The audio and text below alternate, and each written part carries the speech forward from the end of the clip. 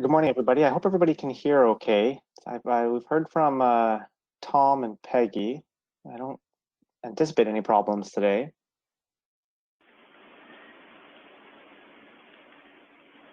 But, yes, let us know in the chat window maybe if you're having some sort of problem. You can't see us or you can't hear us or we're echoing. Yeah. Thanks, Scott. Great. So we do have a bunch of stuff to take care of this morning. We're not going to recap because we're going to do more report writing later on in the day. And the bulk of what we did yesterday was revise the table of management procedures, and that sort of serves as the majority of the report writing for yesterday. And so today we need to revisit the program of work. We need to make sure we're up on management procedures. Along with the program of work, we need to make decisions about having an August meeting or something of the sort, and how that would happen, when that would happen. I believe there is one more presentation that Alan would like to make on topic 6, which we skipped over earlier. Then we'll move into more logistical things like the meeting calendar and finalizing the report. Have I missed anything? I think that's it. Okay, great. Does that work for folks? That sort of, because it's a slight modification of the agenda from what was originally published. As folks recall, we moved a couple of things around. Fine for me. We did. So maybe it would be best to ask Alan, how would you like to proceed this morning, given that we need to fit in a little bit of topic 6, but I see that 7.1 and 7.2 really cover the bulk of what we need to get done this morning, aside from the topic 6 that we skipped. Yeah, thanks, Carey. I think if I just give this really short presentation on topic 6, and just we get that out of the way, then we can talk about the program of work and sort of the coming year and beyond, if people do want to talk about 2021 and beyond. And then we can get into the report. It shouldn't take long to get to topic 6. Okay, that's great. So why don't you take it away with topic 6? Okay, thank you.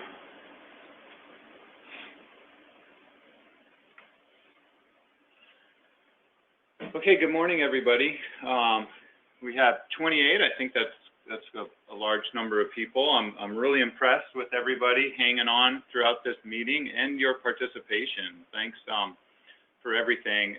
Just to let you know, the IPHC Secretariat will have an internal meeting tomorrow to discuss how this meeting went virtually online, what went good, what went bad. So if you have any comments or suggestions for future meetings or how this meeting went, just feel free to email me and I'll pass that on at our internal meeting tomorrow. Thanks for that, Alan. I was actually going to identify that as maybe a sub-item for the program of work in an August meeting, is to have a bit of a brief roundtable about lessons learned from this past week. That would be fantastic. I just have a feeling we'll be doing a few more meetings like this. I'm pretty sure our June SRB meeting will be completely online because some of the people would have to travel considerable distances to get here anyways. And if we, schedule another meeting in the summer, who knows, that might be online as well. Okay, so thanks again, everybody. I want to just give you a brief presentation. I know this was supposed to be the main event of this meeting, and as I mentioned, we've been producing results, but we haven't had enough time to digest those results ourselves. We haven't had enough time to put those results into sort of a meaningful presentation that might not be confusing, and we've had a discussion with the MSC team. How much results should we present at this meeting or not? And we felt they were just a little premature to present a full set of results and a larger set of results to where we thought it might be confusing. So I'm just going to present some real background to provide some reassurance that things are working, that we're moving along, and that we're going to have a bigger full set of results very soon. So one of the big things about, you know, us coding this framework or creating this framework is verification. We don't want to create, well, we do want to create a framework, but we don't want to create a framework that's incorrect or not useful. So one of the first things we really are focusing on and have been focusing on for about the last 2 months is just verifying that the operating model is correct. And this is confirming the calculations are correct, confirming that the outcomes follow what appropriate population dynamics of a fishery are. And we do that through comparing it with simple models, comparing it with complex models, and verifying that it returns values that we expect it to return. So for example, if a fishery is fishing, that the fishery has catch and that the population declines due to that catch. So it's been a bit of work there, but this work up front means that we can really just go into production mode, be reassured that everything's working correctly, and really focus on the actual simulations and results at a later time. So this is well worth, it's good time spent, in other words. Part of that verification process is just seeing if we can match other models, such as a stock synthesis model. And as you're likely aware, the stock assessment that is produced by the Secretariat is done in stock synthesis, which stock synthesis is a generalized framework, sort of similar to what we've developed here, except has a very different purpose. But it's a generalized framework that's been used around the world for many different stock assessments. So it has been verified in multiple ways, basically through people using it and finding bugs. But we believe stock synthesis is mostly a well-tuned piece of code. And so we've done some verification against what stock synthesis outputs, as you can see in the figures here. So what we did was use the stock synthesis, the assessment output, and that's in the red. You can see on the top is the long coastwide model, and on the bottom is the short coastwide model. Those were the two models we used as operating models in the coastwide MSE. And in blue is what we call OM for now, and that's our framework, our code that we wrote for an operating model. And you can see that the code that we wrote mimics the stock synthesis model very closely, and with the red and the blue lines overlapping. They're not exact for two reasons, well, probably a couple other reasons, but two main reasons that they're not exact are, one, we haven't tuned these two models to really produce exact. We've done sort of a preliminary tuning. We haven't tried to tune it to some tolerance level that's just beyond the time that we have. So we could probably get them even closer. The second reason is when we developed our operating model and our population dynamics and our fisheries dynamics, we decided to introduce some concepts that SS cannot introduce. And that's really the reason we went to our own operating model, is there's some things that SS makes assumptions about or implements in some way that we wanted a little bit more control over, such as timing of fisheries, how fisheries occur, how catch is removed, things like that. And it causes just some really slight differences that I think are likely more realistic of our halibut population and Pacific halibut fisheries. But when we saw these plots, I think the MSE team was jumping up and down with glee in that, yes, we're feeling pretty good about this operating model and that it is working as we expected it to. So another thing is to verify projections from the operating model, and just to see what happens if we make projections for 100 years, for example, and just see what happens with the stock. So what we've done here, again, on the top is the coastwide long model, and on the bottom is the coastwide short model, and on the left is the female spawning biomass, and on the right is the relative spawning biomass. where relative is divided by the unfished. And we've done a number of different projections here. We've done in red no fishing. So that means there's absolutely no fishing mortality at all. There's no bycatch, no commercial, no recreational, nothing. And we just want to verify that the models go back to an unfished biomass state, which you can see on the right. The red line goes back up to 1 and remains at 1, so that's good. The other thing is we introduce fishing with all the other colors, different fishing levels, and those different fishing levels produce different trajectories with more fishing, reducing the stock even more.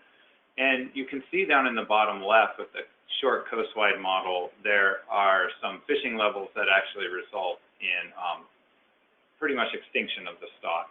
And that's expected because these are really just constant catch scenarios that's taking out removals without any sort of control rule or anything like that. It's starting at a low state, and so we actually expect the stock to not be able to recover from continued high levels of fishing mortality without any management regime. So just to sum up this slide, we feel good about this slide. It's mimicking the results as we expected. I will note somebody may be saying, wait, the coastwide short is starting at a 1 relative spawning biomass. That's just an artifact of the way that we mimicked stock synthesis with our operating model. We have a slightly different approach that we had to take to account for movement between areas, even though these don't have movement in these models. The way that we start the model is just, this is really purely an artifact, and at its starting point, it is starting at the correct point in this short coastwide model.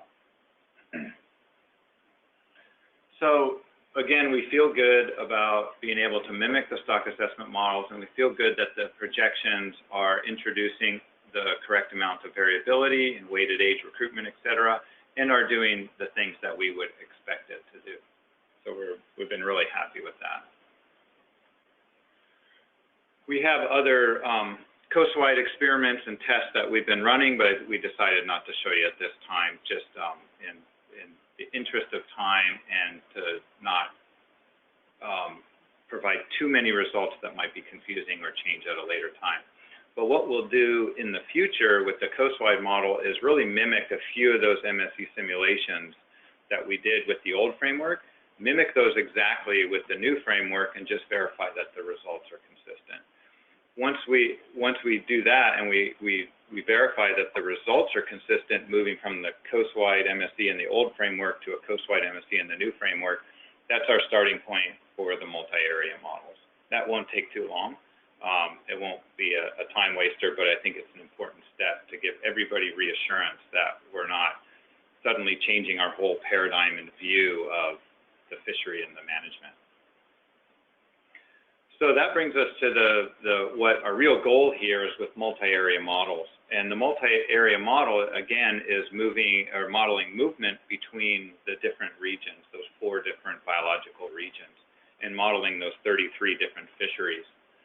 So those multi-area models are, we're currently in the conditioning process. As I mentioned, it's actually a very challenging task to condition a multi-area model with all the moving pieces now, pun intended.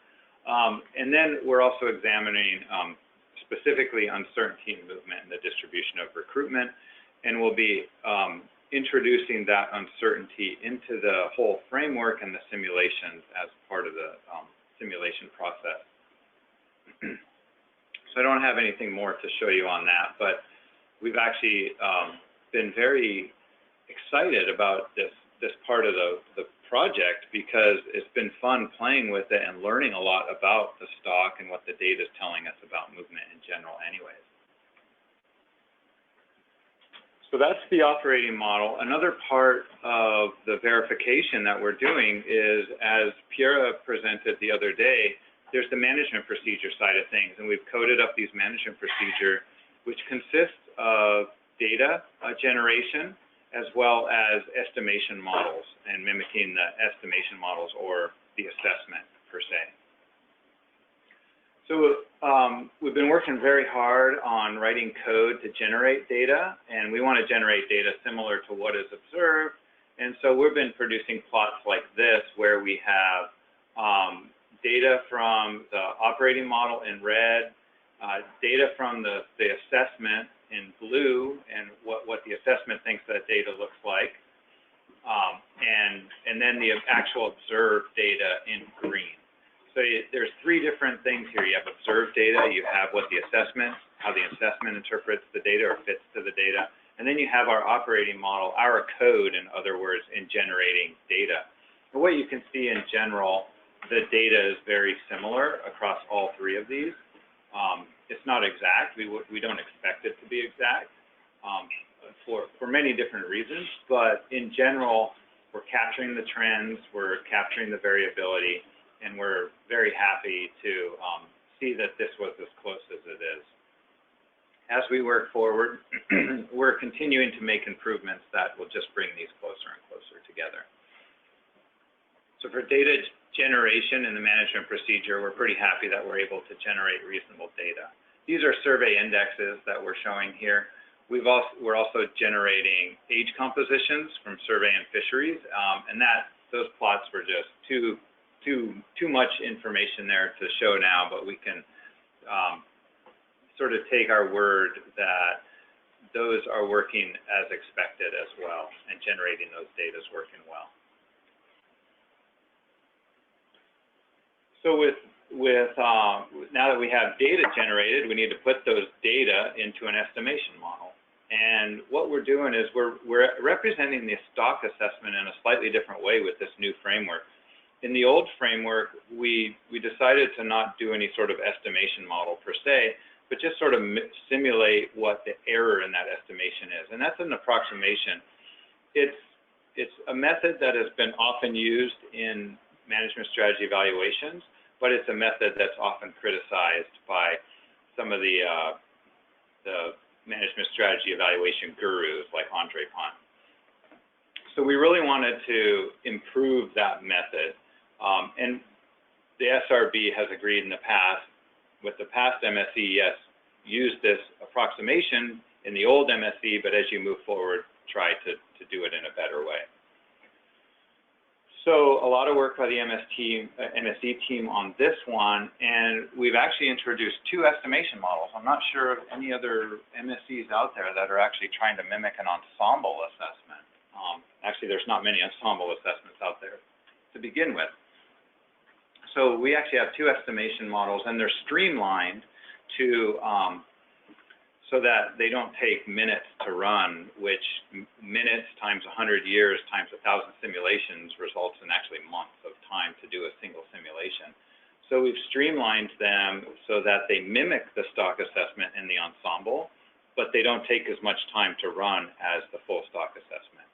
And that's fine for our purpose. We're really trying to represent the stock assessment process and approximate that process and get the uncertainty in that process. We're not trying to mimic it exactly. So what you can see here on the left, we have the long coastwide model, and on the right, we have the short coastwide model. In blue is our streamlined streamlined estimation model, and in the red is the actual stock synthesis assessment model for the long on the left and the short on the right. And what you can see is the streamlined models are really mimicking the assessment in the most recent years, which is what is really important. And part of the streamlined process is reducing the early years from the long coastwide to reduce the amount of sort of computation it has to do, and reducing some of the data.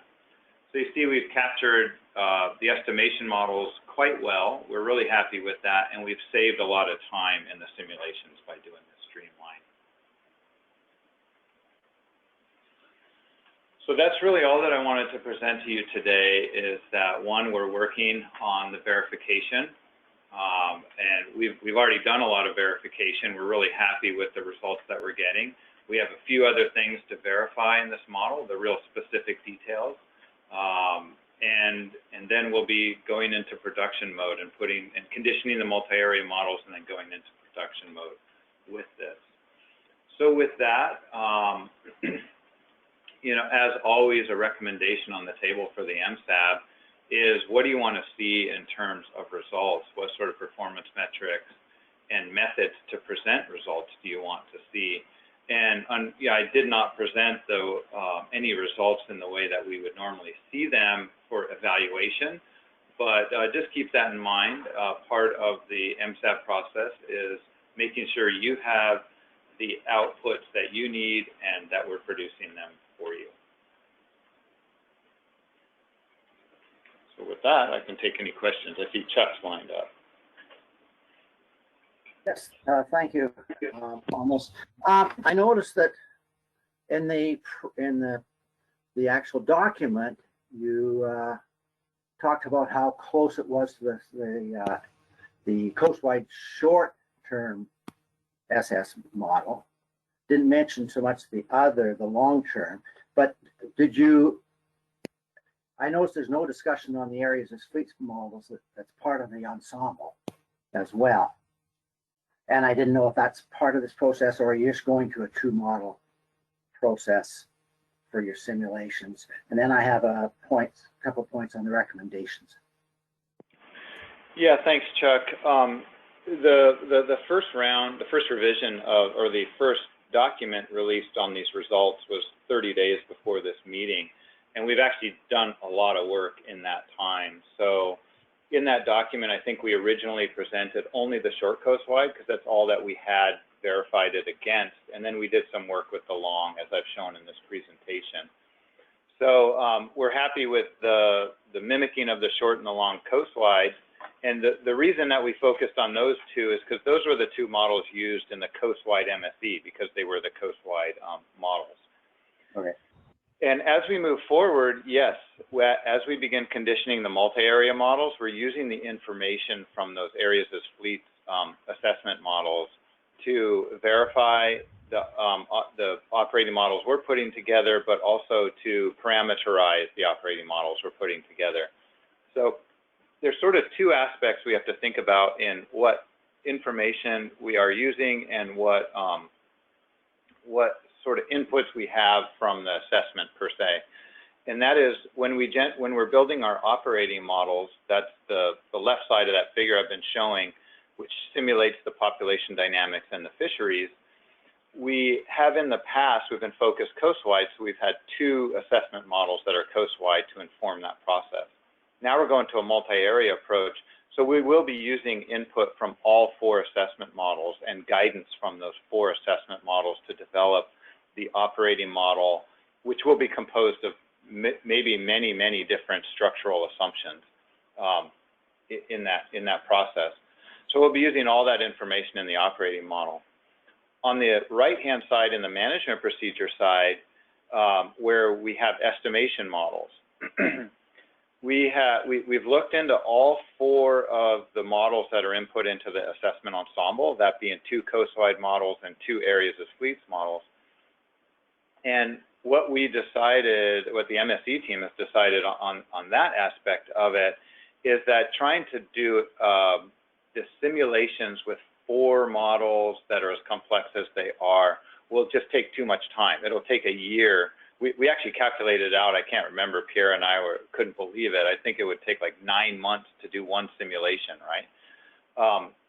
So what we've done is approximated the ensemble, the assessment ensemble, using the two coastwide models only, which seems to bracket the uncertainty that we would expect to get from the assessment model. So we feel that the estimation model will represent the assessment well enough for these simulations.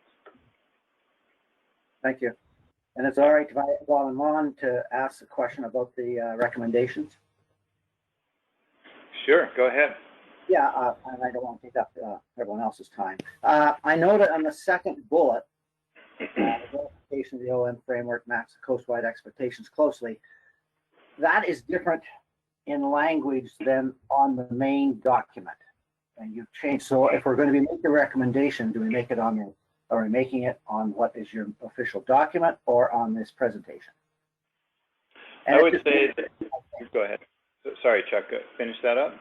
Well, I think it's just a word, you've got the verification versus expectations or additional performance. Oh no, wait a minute. The validation, and it showed expected results and matched prior coastwide simulations closely. That's on the document, and then Yeah. you change the language slightly on this PowerPoint. Yeah, I would say the PowerPoint is the most recent information, so I'd focus more on the PowerPoint and Okay, what's thank you. in there. And this is the MSAB report, so however they feel that should be worded, you know, that's up to them.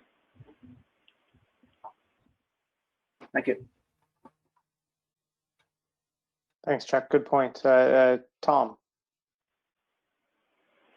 Yes, thanks. I found this document 9 really confusing to read. I mean, I've gone through it several times, and Alan, maybe you could explain something. If you go look at the graph that has the relative spawning biomass and the spawning biomass of the two coast-wide models, there's kind of a rather large variation between the results of those. How do you pull those together to make those meaningful? I don't understand how that works. Is this what you're referring to? Yeah. I mean, there's some radical differences there. Like you go to year 2000 of what the levels are. How do you make sense of that? I mean, are you just making a median between or something? I don't understand how those models are useful to you for predictions.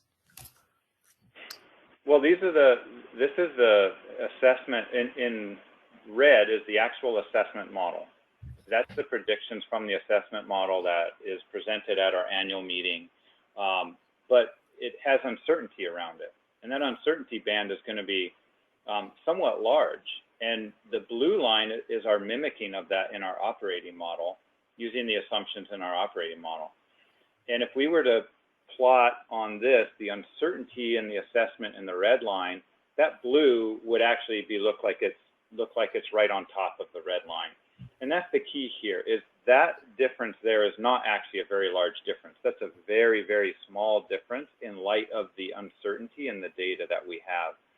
So I have a very different interpretation, and I think that these two models are telling us almost exactly the same thing. And as I mentioned before, we didn't spend a lot of time trying to make them match perfectly. We could probably attune a couple other things to the 6th decimal place that would bring them even closer together. But these are actually, in reality, I guess I'm not asking my question properly. If I look at the year 2000 on the short coastwide, it shows you right around about 400 and some odd, million pounds. And if you go look at 2000 on the long, it shows you like 650. That's pretty big discrepancy. How do you correlate those two numbers? I understand the graphs are really close as far as that, but there's such a variation between them. What do you do? That's just part of the modeling process. That's more of an assessment question to be asked at an annual meeting. But that's just the uncertainty that we have in the data that we're presenting, and that's the reason that Ian has put together this ensemble. Because different ways that we look at the data and different ways that we model the Pacific halibut stock and the fishery and the population is we get a slightly different picture. And in the grand scheme of things, the assessment is really characterizing uncertainty in a stock assessment in probably one of the best ways that I can think of. In many stock assessments that I've worked on, I would probably just be using the long coastwide, and I would be omitting a lot of the uncertainty that is actually we should be taking into account when producing management or deciding on management of this stock. So it's just part of the process that we have to accept that level of uncertainty. It also underlies one of the main reasons why MSE or closed loop simulations are undertaken, Tom. I mean, as Alan said, most any other stock assessment anywhere else in the world would pick a model with the most amount of data, so you would just see the red line on the top plot. And the analyst would say, here's our best guess about how this critter lives and dies, and that's what we're going to use to set our TAC. But in reality, there's many other ways that we could estimate, the analyst could estimate how the stock is progressing. One of those many ways is the red line in the bottom plot. And frankly, we don't know which one is right or which one is better, if you could even use that term. So the intent of closed loop simulations and using an MSE is, as well as the ensemble model, is to say, well, they're both plausible. So how does our management procedure perform given we don't know which one of those is right? And ideally, we're going to find a procedure that gets us to a good place, regardless of which one of those red lines turns out to be closer to the truth. The takeaway, more specifically for this slide, though, is that the red and the blue lines match up. Thanks, Adam.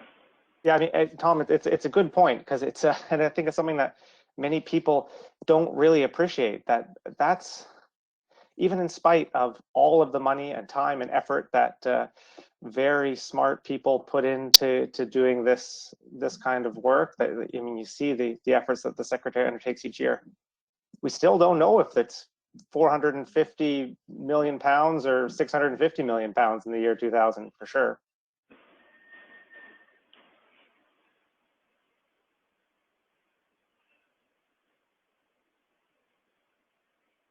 Yeah, in this plot, you see the actual uncertainty around the assessment in the red band there. And our goal with the operating model is to actually increase that uncertainty to even more. So it's going to be shocking to people how uncertain we're going to be putting the operating model, how uncertain the operating models will be, or how much uncertainty we'll be putting into the simulations to make sure we develop management procedures that are robust.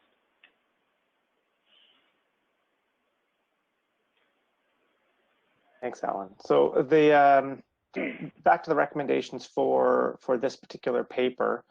The comment notwithstanding that Chuck put about the second bullet, are there any comments that folks have? I mean, I think at a minimum we would note this paper, but similar to some of the other discussions we had, I personally found this paper quite technical relative to the day-to-day tasks of the MSAB, and I suspect this would be a subject that the SRB has more comments on. I do think it's important, though, to draw our attention to the recommendations at the bottom, and I guess see if folks have any additional performance metrics. If I were to, if I were to wager, though, I would say people may not have much to add at this time, given it's been a pretty quick look. Sorry, Alan. No worries. I just wanted to note that there was one point that I think is already captured in the report, but it may be worthwhile, or maybe we put it in this section that was mentioned earlier. And that point was that MSAB members would like to see that the new framework does mimic the old framework for reassurance that we're not starting in a brand new place, that the recommendation of 43%, 30/20, some constraint still holds under this new framework, or did we develop a new modeling technique or operating model that all of a sudden says, oh no, now we're at 38 or 49 or whatever it is. So I think it'd be worthwhile to have that type of comment. Right. Thank you for reminding us of that. I'd forgotten we had that brief discussion in the drafting period, and something that we wanted to flag with folks here. So to recap, the MSAB in past has provided some advice on the SPR, and that was informed by evaluations from a specific specification of the models. The point that we think is important to incorporate here is that even with these revised models, that previous advice very likely still stands, because we see how closely the stock assessment and the new operating models align. Yeah, I'd agree with that. And other simulations we've done have been very much in agreement.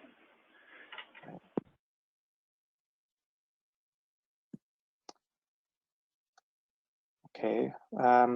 Any other comments from folks? Anything you want to raise in terms of performance metrics or methods to present the results?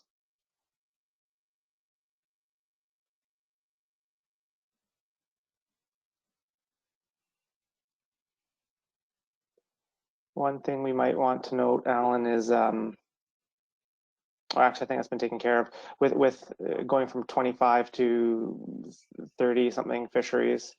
There's no change in performance metrics. It's just ensuring performance metrics are reported for all of those fisheries. I think that's already within the report, though. Yeah, that's correct. That was really one of the big impetus for the change in the fisheries, increasing the number of fisheries, is so that we could get the performance metrics back. Mhm. So, but they're like the median average total mortality for the recreational fishery. So now that we're splitting those out, we can get it for just the recreational fishery and just the subsistence fishery. Right. As modeled and simulated. Okay.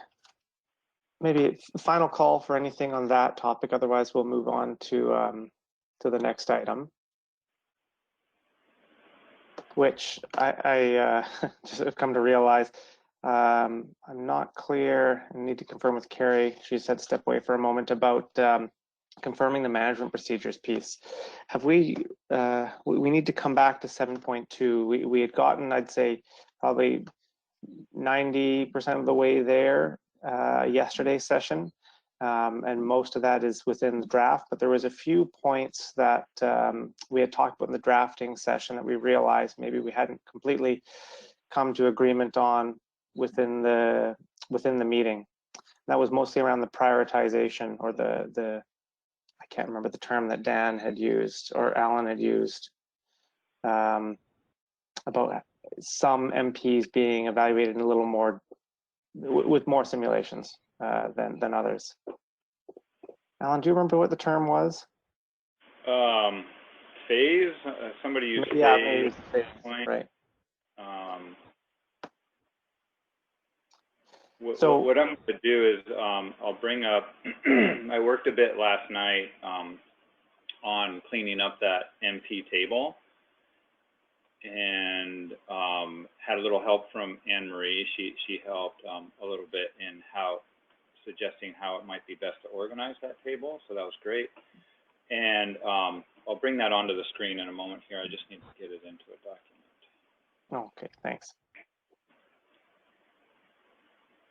So what I'm proposing, folks, is that we would go back to that piece, finish the last maybe outstanding 10%.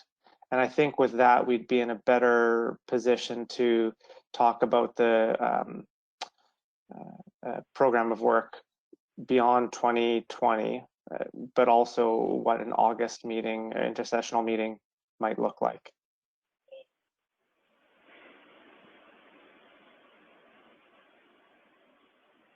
I'm almost there. Yeah, no, that's all right.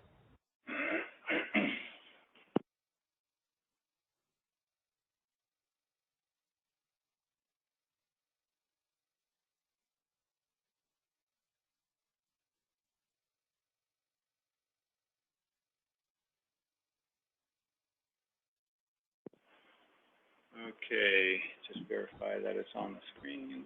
Yeah, it looks like it is. Would you like me to talk through the changes real quick? Sure, yeah, that would be helpful. We didn't do that this morning, so that's a good point. Yeah, so one thing I did was I added a new column called priority. And it was mentioned at the end of the day yesterday, maybe we can just identify these have a priority of 1 and these have a second priority. Maybe you do fewer simulations on or something if you're running out of time. So if the MSAB feels like they can classify these as a 1 or 2, or even a 1, 2, or 3, that would be great. And sorry, the idea with priorities, Alan, is that it's not, the evaluation would not necessarily be sequential, that you would do MPA right, and complete it before you do MPB, and so on and so forth. They would more be broad classes. So a group 1, 2, and 3. Yeah, and it would be, we would do our best to do all of the management procedures, just some we would, simulate for 2 days rather than 5 days. We'd have 200 simulations rather than 1,000. So there might be a little bit of less certainty about where the 95th percentile of that performance metric exactly was. Another change that I made, okay, so I put in some footnotes here actually there should be a footnote here as well on all of these. Footnotes 1, 2, and 3 are down at the bottom. And so they're just now referring to the updated paragraphs in the most recent annual meeting report, the 96, where those occur. That was the 2A agreement, the 2B agreement. And then it was mentioned that the R2, R3 is a little confusing. So I put a definition down here just to try to keep the table somewhat compact. With those footnotes, I was able to clean up some of this stuff, didn't have all the parentheses. I just tried to make it clean and so that we could really look between rows and make quicker comparisons. The formatting before just made that pretty difficult in my mind. So we have MPA, which is, sort of that somewhat of a status quo with the O32 stock distribution, proportional relative harvest rates, 2 to 3A, and then 3B to 4, the 1.65 for 2A, and the formula percentage for 2B. Now, what Anne-Marie helped out with is she suggested sort of an order of presenting these and sort of grouping them together. I've lettered them so they're not consistent with what we were looking at yesterday. If you do want to see the letters, I have the old table down below this. But now I've tried to introduce things. So going to B, the only change is this max change, 15%. Everything else is the same. Going to C, it's the same as B, except now it's going to the regions first and then to that. Going to D is similar, except now it adds this maximum fishing intensity thing. So then you can see there is sort of this easily comparison in the table itself.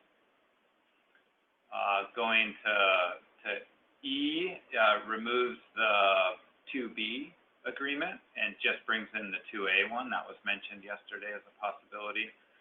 Going to F removes the 2A but maintains the 2B. So again, it's sort of like this, you can really start to see the elements that are being added one at a time to do these comparisons. And then going to G is removing the 2A and the 2B agreement. Going to H, then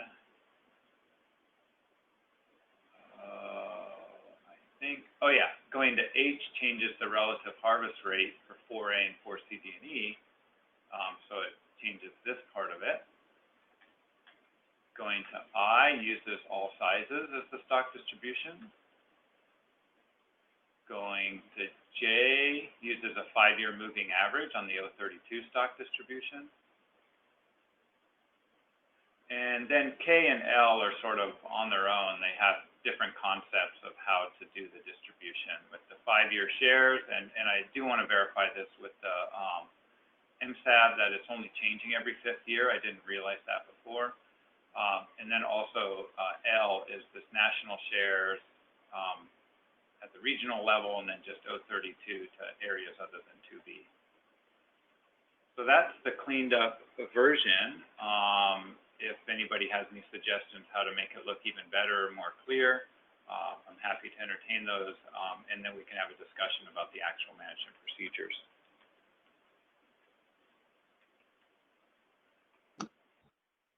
So any comments, folks? I have a couple, Alan, but I can wait. Peggy. Yeah, thanks, Alan and Anne-Marie. That's really great. So I was looking, as you were going over that, I was looking at what we've got in the preliminary report, and it's, slightly different. So here's my question.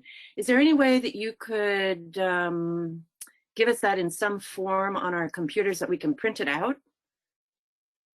Or at least have a separate so that we can scroll up and down and sort of get a sense of the whole thing?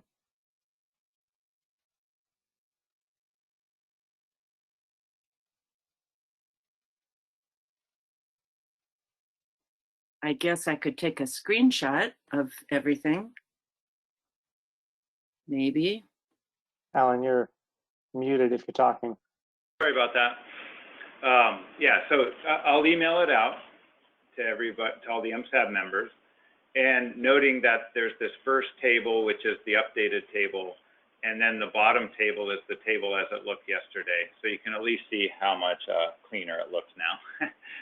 But yeah, if you print it out, don't get too confused. So the first 2 pages are what we're considering now. The 3rd and 4th page are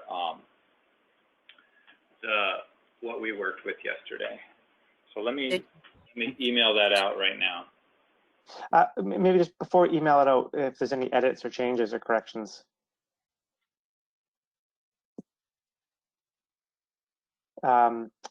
2 points that I was going to raise, or one clarification was, we talked about IPHC regulatory area being listed sequentially, the bullets within each MP. So first it's O32 stock distribution, then it's relative harvest rates, etc. I want to confirm that's the same for others. I think the only MP it applies to is MP Delta. Yeah, if I may interject, Adam. I was thinking about this yesterday, and in MPA, it's not just a simple sequential thing, and that's what we learned at the annual meeting this year. Ian and I had a lot of discussion about how are we doing this, and there is some back and forth. So what I didn't put that detail in here, but what I'll do for MPA, B, and stuff, the way that the distribution works is we'll do it exactly as was done at the annual meeting, where there's the process of, and I'll have to verify this with Ian exactly how it was done, but there's the process of allocating to 2A, 2B, there's the formula percentage, and then you have to account for O32 distribution, and it's complex. It's not just— Yeah, no, that makes sense. I think that there's only really, I think it's only MP Delta that there's some order that's important, like, and that's the second within the buffer. Are there other MPs where the order is essential? Not really. I think all the other MPs are actually more simple than A. And within D, I guess the SPR piece, that also matters, so that it would be first limited by max change 15% before the max FI would kick in. Yes, and so the max change 15% is also going to have an effect on the maximum fishing intensity. Yeah. Yeah, so I think what we'll do is when we go away, as I mentioned earlier, we're going to have to interpret these management procedures and then explain exactly how they were implemented. There's a lot of little details we always find out when you're coding them or implementing them. Mm-hmm. Okay, so that's helpful. The other clarification or a suggestion I'd make is there should be a footer or at least a paragraph in the text that notes that MPB in this new table is not the same as MPB in Table 2, Appendix 6 from MSAB015. Okay. They've been relettered or reordered, relabeled. Yeah, I agree, just to avoid the confusion. And yeah, I think this report should supersede the MSAB014, but it'd be nice to just highlight that in case anyone does miss this meeting, then they're not confused. Do you think that would be better as when we note this table itself? I think we can just do that in the paragraph. I see my video is frozen. Hopefully my audio is okay. Yeah, I can still hear you. Okay. So your question was, do we note this in the table? Yeah. Should we note it in the table or should we note it just in the paragraph? Because we have a paragraph that says the MSAB requests that the management procedures in table whatever, appendix whatever, are presented at the next meeting. We can just say maybe in that paragraph noting that this table is the table we're working from, not MSAB014 or whatever. Yeah, that would work. An alternate suggestion is something from Chuck just put up, is perhaps renumbering with a Roman numeral. I was actually going to say maybe we could use a different set of letters, just something like that. But I don't know. What do folks feel?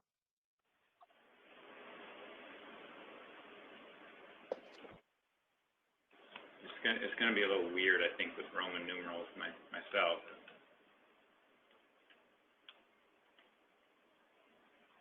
Happy to do whatever you wish, but now you have MPV.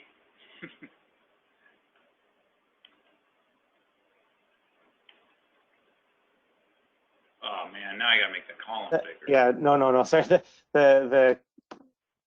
it's something I think we should, maybe Roman numerals wouldn't work, because if you're going to be speaking about them, you're not going to be able to differentiate from the other numbered MPs. I think this is something we can probably deal with in a report drafting session. It's not, I mean, do we have enough leeway from the MSAB to deal with procedure labeling during the report writing? Or do folks need to resolve this right now? Fine with me. Okay. Okay, yeah, let's deal with this in report writing. I see a few different suggestions in the comments too. Backwards in the alphabet, lowercase, double letters. There's lots of ways we can deal with this. Yeah, we could just label it 15 to represent MSAB 15 as well. Oh, that's a good idea too. Okay, we've got some license to deal with that formatting and labeling later. The more important part is ensuring, one, that we've got the list of MPs on the correctly classified or correctly defined here. And then I do think it's important that we talk about these priorities for evaluation. So I'm getting I can't share the webcam, but I would put my hand up and say I've got ideas on the priorities when you're ready for them. Yeah, I think that's what we should do now. Just one quick question if I may interject. Should I email this out now? Will that be helpful to MSAB members now, or should we continue to edit it? I think it would be helpful to. Yes, I'm going to say yes. Go ahead, Chris. I think it would be helpful if we could send it out now. Just then we're all working from the same list, and if, as Peggy said, if we're not relying on somebody else to do the scrolling, we'll have it in front of us. Thanks. I agree. You, Adam?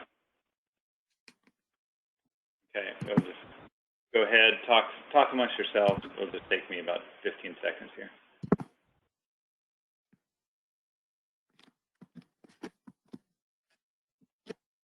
Sorry, Dan, did you have still more to suggest in terms of the prioritization? Or maybe you can kick it off while we wait for the file to be distributed?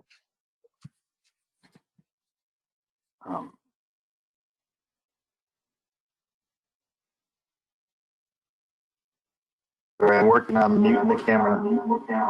Oops.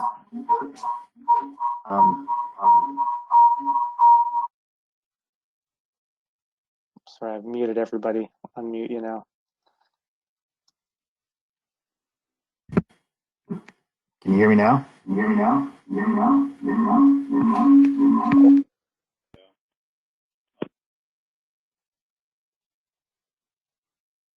Seems like this similar issue we had yesterday. Might need logging out and logging back in, Dan.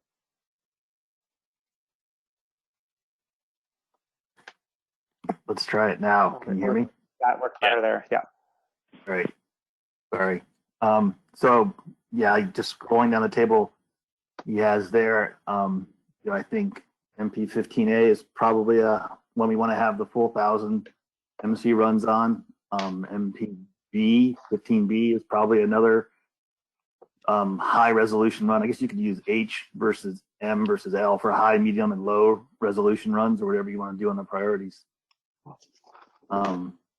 The first one that I think, MP15C, is one that I think we can do a medium resolution run on. I mean, if you think conceptually what it does is it simply takes the supplemental quota for area 2B and 2A out of 2C and contains that supplement within the region rather than spreading it across all of Alaska. I don't think it's going to take a full 1,000 runs to show that that'll probably increase volatility and reduce yield for 2C. And so I think, we'll be able to get the gist of what happens if you go into a region and then you have differing management procedures by area contained within that region pretty quick without maybe the need for the full 1,000 runs. And now, on all these, I leave it up to Alan and the MSE team that if they do the first 500 runs and it looks muddy to do, to do enough till we get the idea of what the impacts are. But it seems like on 15C, that one will have some pretty obvious impacts pretty quickly. So that one would be, a medium resolution run, I guess I would say. And then for 15D as in Delta, I kind of recall a conversation yesterday where there was some interest in seeing how often we bump up against the MSY 36%. There was also some interest amongst MSAB members in wanting to see what it does to F40. I think that's a medium resolution one too, or low, because I think pretty quick you'll be able to find out if you ever are going to come up against 36 and MSY without, really needing to do the full 1,000 runs to understand that one. And if you hardly ever bump up against the 36%, then as Alan pointed out, it's pretty much the same as 15A. So you probably just need 500 runs to see if you ever really bump up against that 36% often enough to actually change it to be something different than 15A, which is really the purpose of that. Scrolling down to the next one, 15E, I think that's a high resolution one. I think, that's where we need to go. 15F is also a high resolution one with the changing in harvest rates. Oh, no, excuse me. I'm sorry. Sorry, I had it backwards. I'm sorry. 15E, I think, would be a medium resolution one too. I think, the impacts of just doing the 2A set aside are going to be probably minor, and we can be able to pick up those differences. I did have one comment on 15 Echo, which would be that, you should probably just take the compensation to give 2A their floor out of the U.S. areas. I really don't see Canada stepping up and saying we'll happily have our harvest reduced to help 2A out. So I think to reflect what might actually happen, it should just be from the U.S. areas. So then, and my same rationale with 15F is I think that's a medium resolution. We can pretty much see pretty quick what happens if you just do a 2B set aside. 15H is a high one because those are the harvest rates. All sizes, I think, can be a medium because I think really what we're looking at there is changes in wastage and changes in how distribution would shift if you were to put more effort in the small areas with small fish. I think a few runs would probably show you what that is. But again, if the MSE team doesn't see any changes in 500, they should go for the full. 5-year moving average is a high one. I think that one's got some legs on it. I would really like to understand where that goes because it's one of the only ones we have up there that actually provides some stability for all 10 management areas rather than just 1 or 2 of them. And so, from an objective standpoint, that's probably the only one up there that actually provides some benefit for the whole coast. And so I think that's an important one to keep in mind. The 5-year share, I think, is a medium. I think, the big question that we're going to find out there is, are the transition bumps so steep that they go outside of our variability objectives? I don't think you need a whole lot of runs to see if that's going to happen. And then national shares, I will leave it to others to prioritize. But that's kind of how I would do it. And then if you really were to, if you want to do a third priority or something, I would almost say the 5-year fixed share is 15K would be a lower one if you just run out of time. I think I'd rather see some of the other ones get a good look before the 5-year fixed shares. Dan, thanks very much. You've obviously, I really appreciate it when folks come this prepared for it. That's a great start to get us going. So I think most should have this in their inbox now. Have folks received it? Yes. Yep. Okay. So, and hopefully you've had a chance to follow along or scribble on a piece of paper about what we see on the screen. Any maybe changes to what has been put up as a first cut?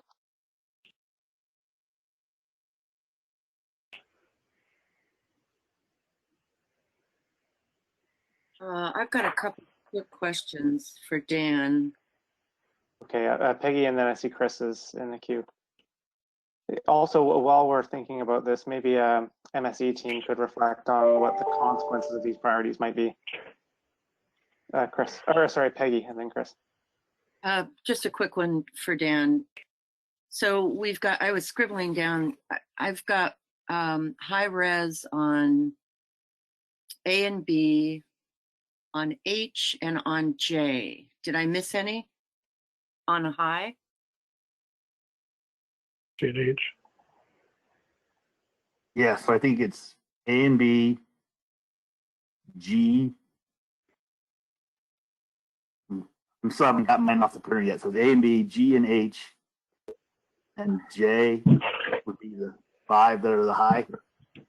I think that we really want to have a hard look at, and we'll see what people want to do on national shares. But I think that gets it down to within the range that we had hoped to talk about. Yeah, that's great work. Thanks again. Chris. Yeah, looking at the list, I think that what Dan started with is actually quite helpful. I had a couple of comments I'd like to throw out there. I'm just wondering about the change proposed to E. I just don't know if that's what 2A intended when they put the forward, so I'd like to hear from them on that. On F, I don't know if we really, this again, just to frame my feeling, if we need to evaluate F. I think that just in the interest of time and everything, I think what we're trying to get at there, we can get a sense of it from some of the other management procedures, just comparing them. So I don't know if I'd like to throw that out there. Like the question is, do we really need F? And then the last one is obviously I think that L should be a high priority. Is it that? We've talked about sorry. Is it that F is replaced by L, or just F is like a priority 3? Well, maybe a priority 3. I just think that with the suite we've got, we can already kind of glean some information on that as what the respect to what happens in 2B with respect to the formula percentage versus it not being there. So I don't know if we do we really need it to stand alone. So I'd put it at best at a lower priority would be my initial reaction, and then I would put L as a priority 1 simply because I think we're trying to cast a wide net, trying to look at diverse variety of management procedures. That point was made yesterday. So that's sort of my thinking, but again, I'll throw it out there for the group. Thanks very much, Chris. Jim, always a new setting. I'm in my office today because there's no one here, and so I'm not on my big screen. So you're actually looking at my computer. Kind of looks like yeah, a Dan, witness protection program with some backlighting. Yeah. I have the air conditioning, heat pump farm in the background for the buzz. Yeah, Dan, thanks for the first cut on the priorities. I think you did a great job. And I'm not unsurprisingly, I'm gonna agree with Chris on what was it now? Just look at these new numbers. Is it F? The one for 3? Yeah.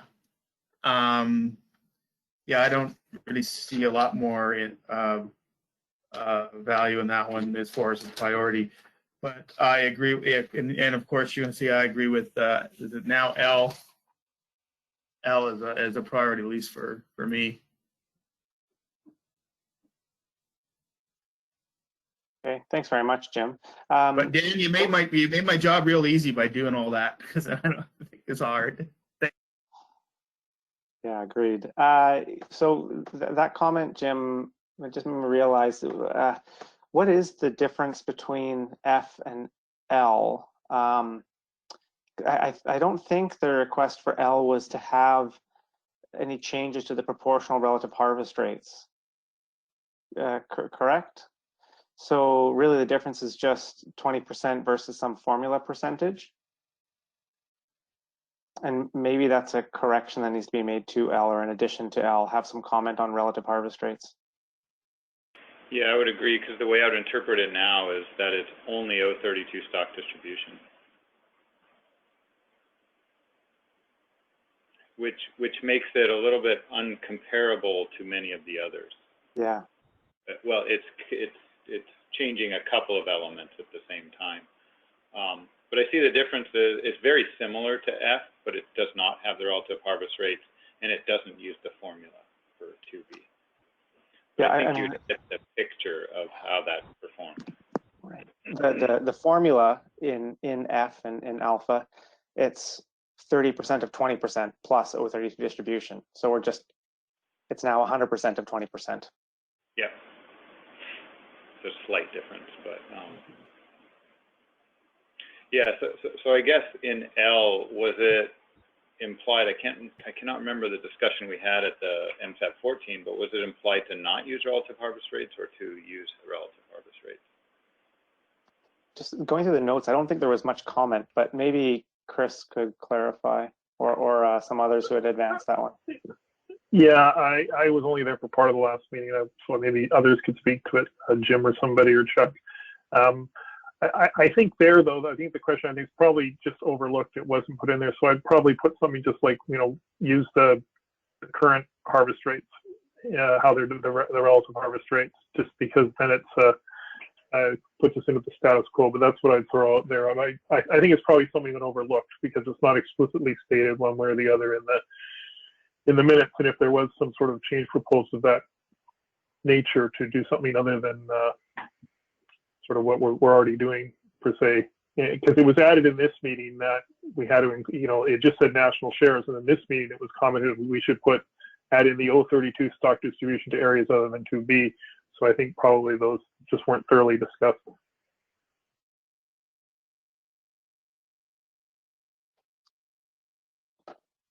Okay, thanks very much. So looking at the chat too, it seems like there's a bit of a consensus growing that F could be either deprioritized or struck completely and replaced with L. We've heard from some folks that L is important to them. What about from others that we haven't heard from in terms of the prioritization more generally? Or I think we'll phrase it this way. Is anyone opposed to the current priority definition that we see on the screen?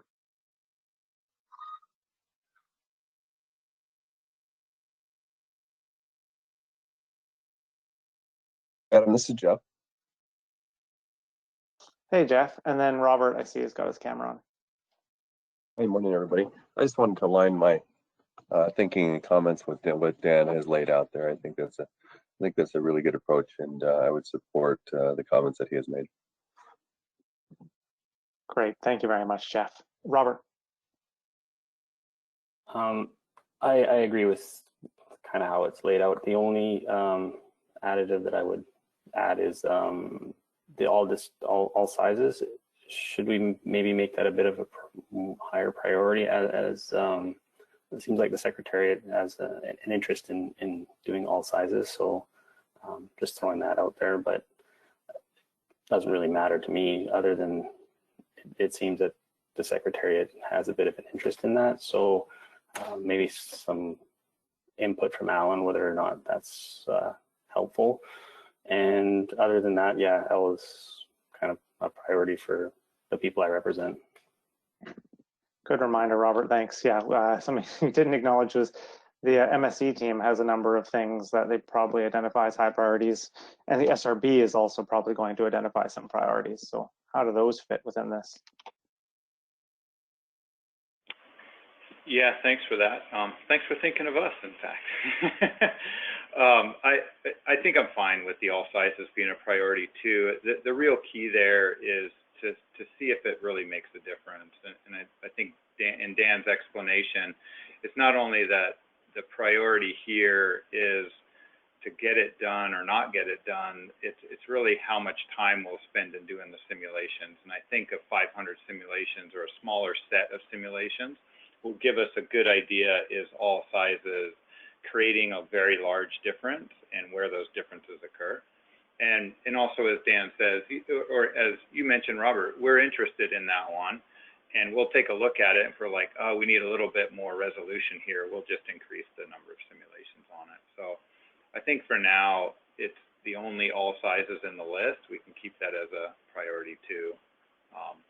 And then we'll look at it as needed. We'll still get out of it what we need. And then just something else for people to think about is, one, we can delete F. We'll be relettering these, I guess, then from this. And does L get put somewhere else in the order here? I'm just trying to make things easiest for everybody. Chris, and then Peggy. 2 points. The first one was to Alan.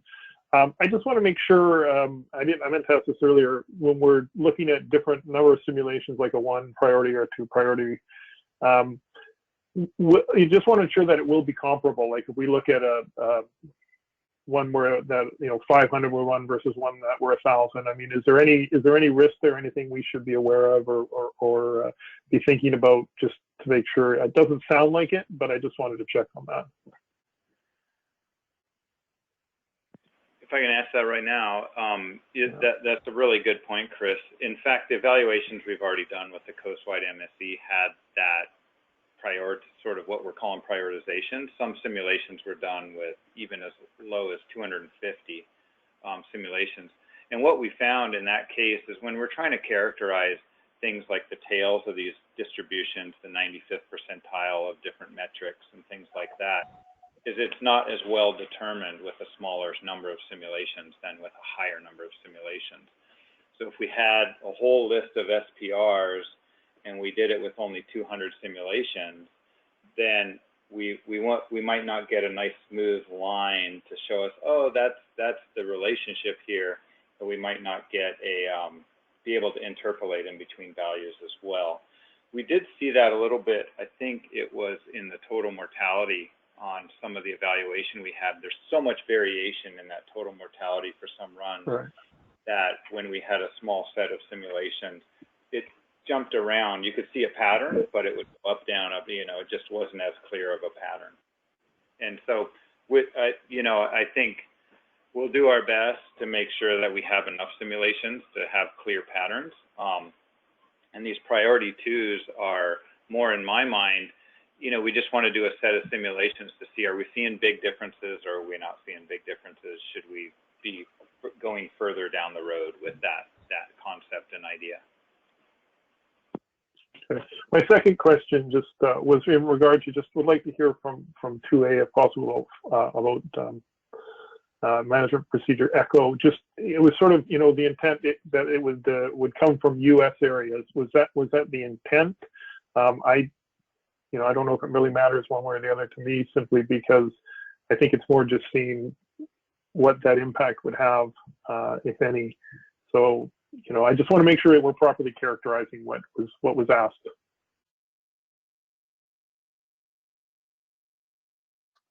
Maybe we'll let, thanks for that, Chris. That was on my list too, to circle back on. We'll let 2A mull that question over about the clarification into ECHO. And Peggy, if you have a question.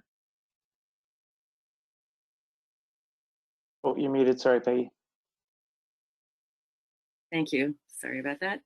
If we do replace F with L, I just want to make sure that we give the MSE team plenty of direction and, get a consensus from the group that we will use relative harvest rates.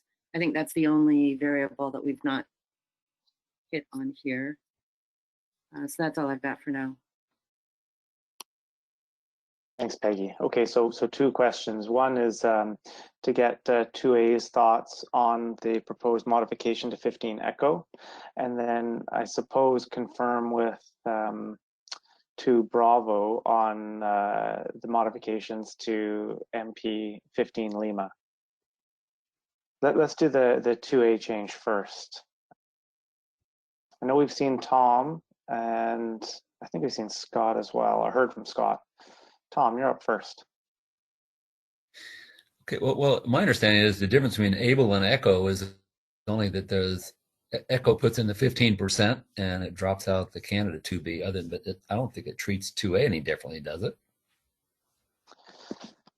No, actually, you're right. Maybe it's not just 2A that we should be looking from, because it's the change is that it would affect Alaskan areas. Although honestly, I don't know how measurable that change would be. But you're right, 2A's takeaway would still be the same. So perhaps the question should, I was thinking of 2A originally because this request for 15 Echo was a 2A request. But we should probably hear from everybody else on ensuring 15 Echo reflects what their desires are. Dan. Well, yeah, I mean, I guess the reason I put it in there is that this one actually may have legs too in the longer run. I mean, if you do end up doing something different,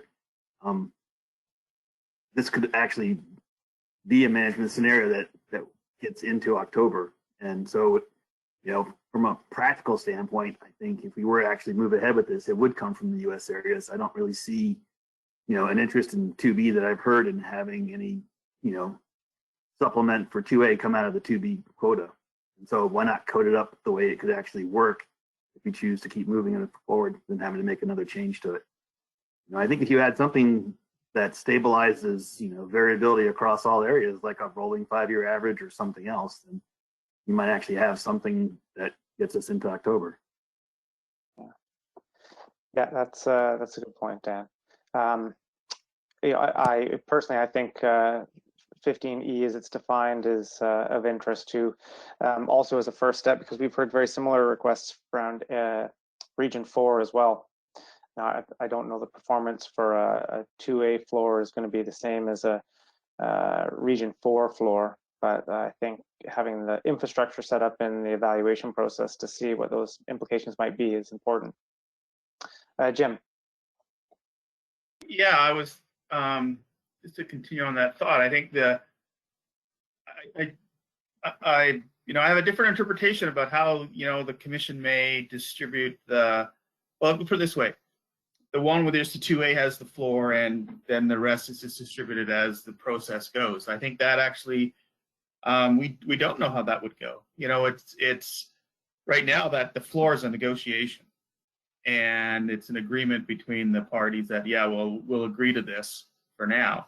I think this one just says, okay, if we just left the floor in 2A alone, and we go to the distribution as to how the process works under it's described in 15E, what would it do? So I think it would be hard to see that small amount of fish, you know, spread out across that big of an area, that many regulatory areas, but let's take a look. As opposed to saying it's only going to go to Alaska, because I think you just have to sort of see how these floor things work overall, and then if you want to refine them, saying how does it look if you make what certain areas, you know, saved whole or saved harmless, and move from there.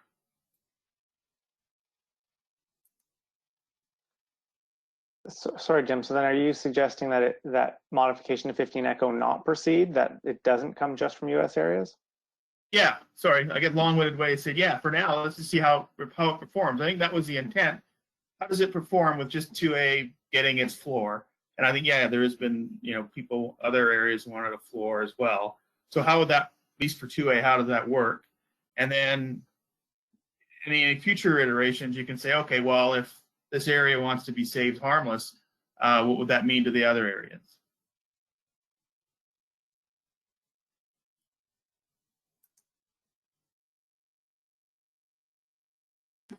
If my Canadian colleagues want to see what it would cost Canada to stabilize 2A, I'm not going to object to that. I mean, you can go back to the way it was. I just thought if you're going to code it up once, you might as well code it up in a way that actually could be implemented. But I'm fine. I mean, it's not worth spending a lot of time on, I think. These are just simulations. Okay, and I see in the chat that Peggy agrees with Jim's point. I don't know that this is worth a whole lot more time. I think the bigger piece is clarifying whether or not MP Foxtrot is struck or not. So that's a bigger time saving if we're actually removing an MP. I think that's where we're at, that MP Foxtrot would be replaced with MP 15 Lima. The only thing to confirm is, well, I mean, really, Alan, I think you'd just be able to, no, I was going to be able to change just the last bullet, but it's not quite that. Maybe easier to copy paste or cut and paste 15L and put it up to 15 Foxtrot.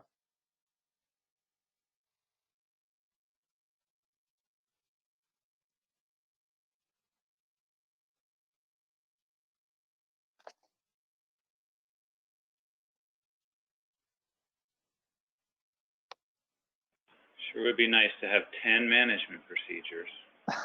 You guys are sneaking in one on me now.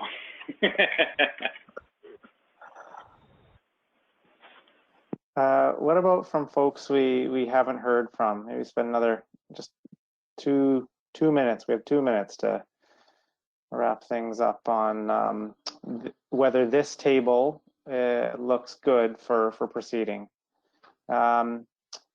We haven't heard from Sarah this morning, or Per, Maggie, Jim, or Glenn.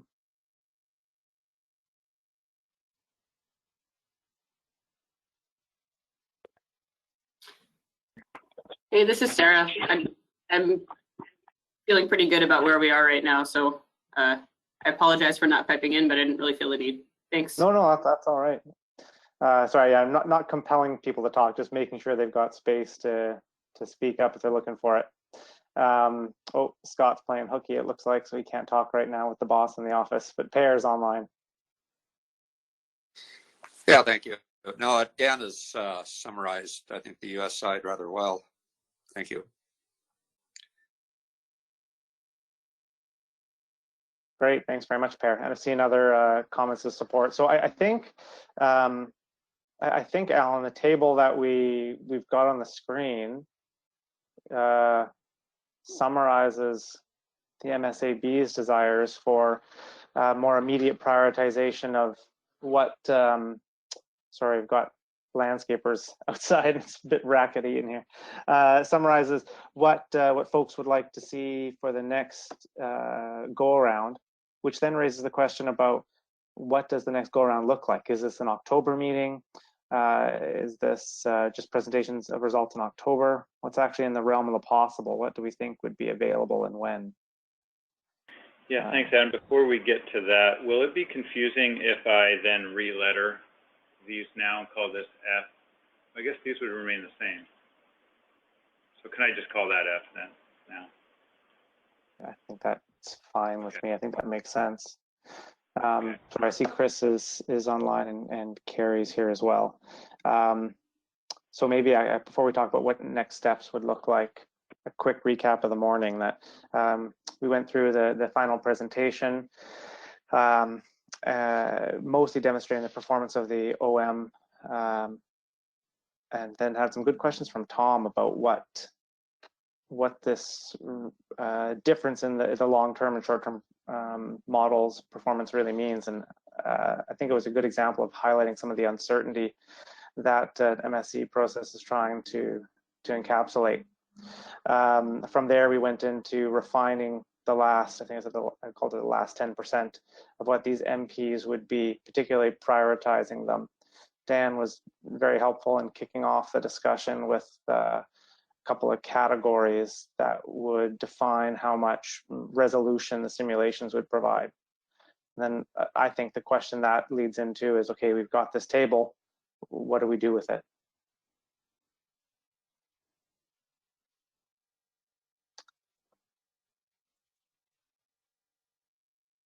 So that's the Coles notes. And I guess the other part, the next part then is the question more to the MSE team about how do we think we'll work with this information.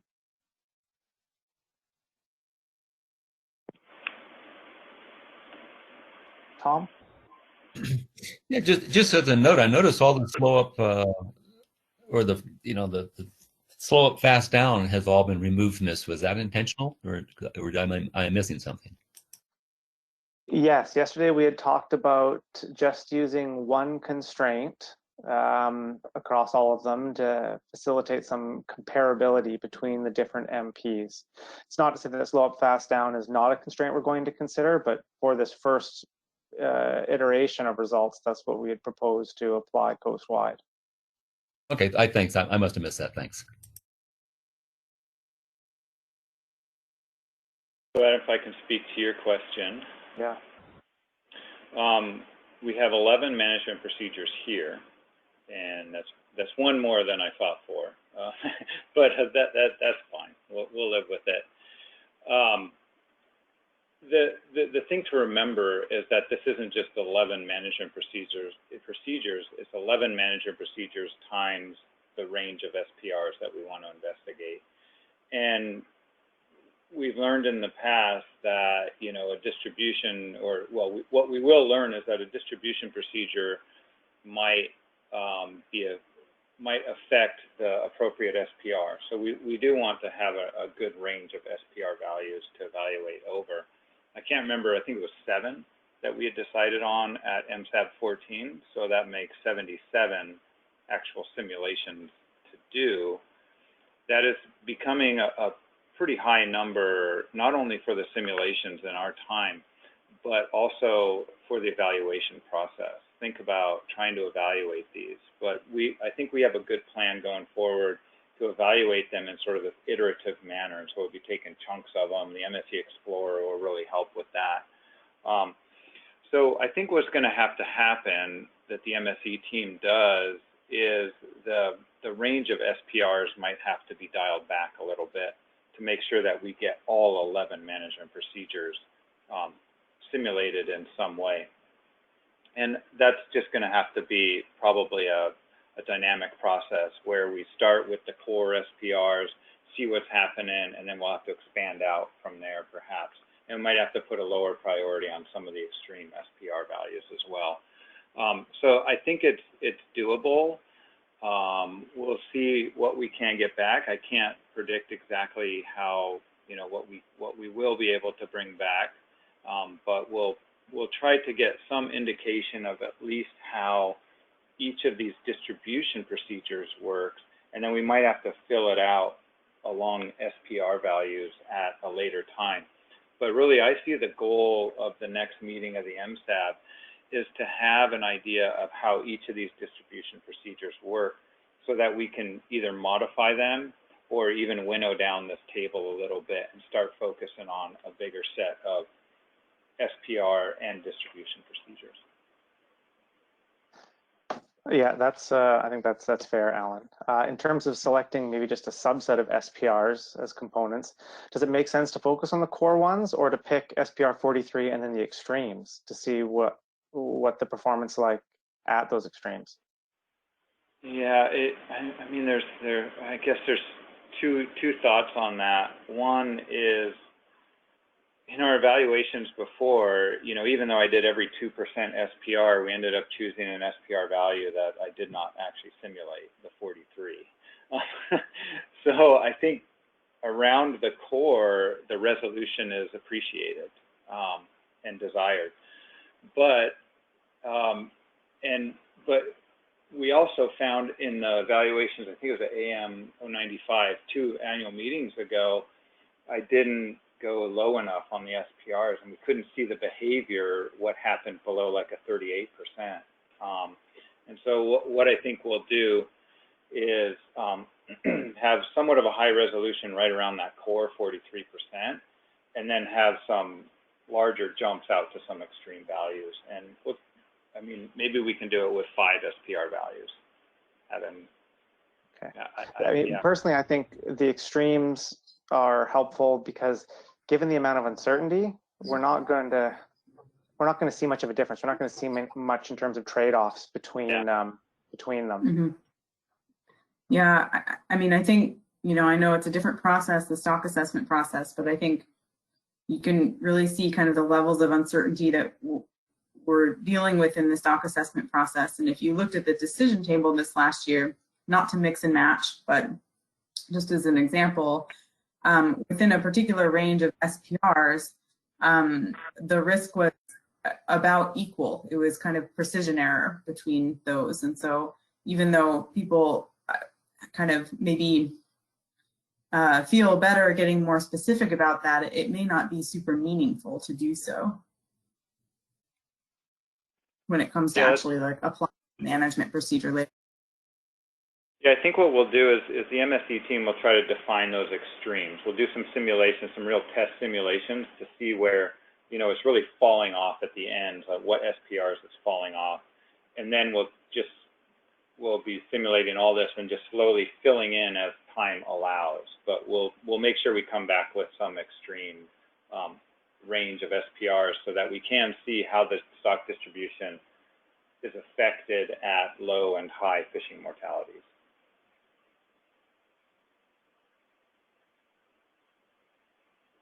Okay. Yeah. Again, I still think that's for me the most important part, is to understand how a distribution procedure performs at relatively low target and high fishing intensity, because that's the new part here is the consequence of distribution. Yeah. Peggy.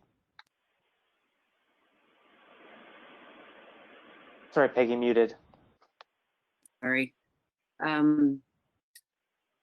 So in your estimation on how much this is going to take of your time, Alan, you're still realizing that you really just have 6 high priority MPs, and that those will, okay, I figured you had that already dialed in.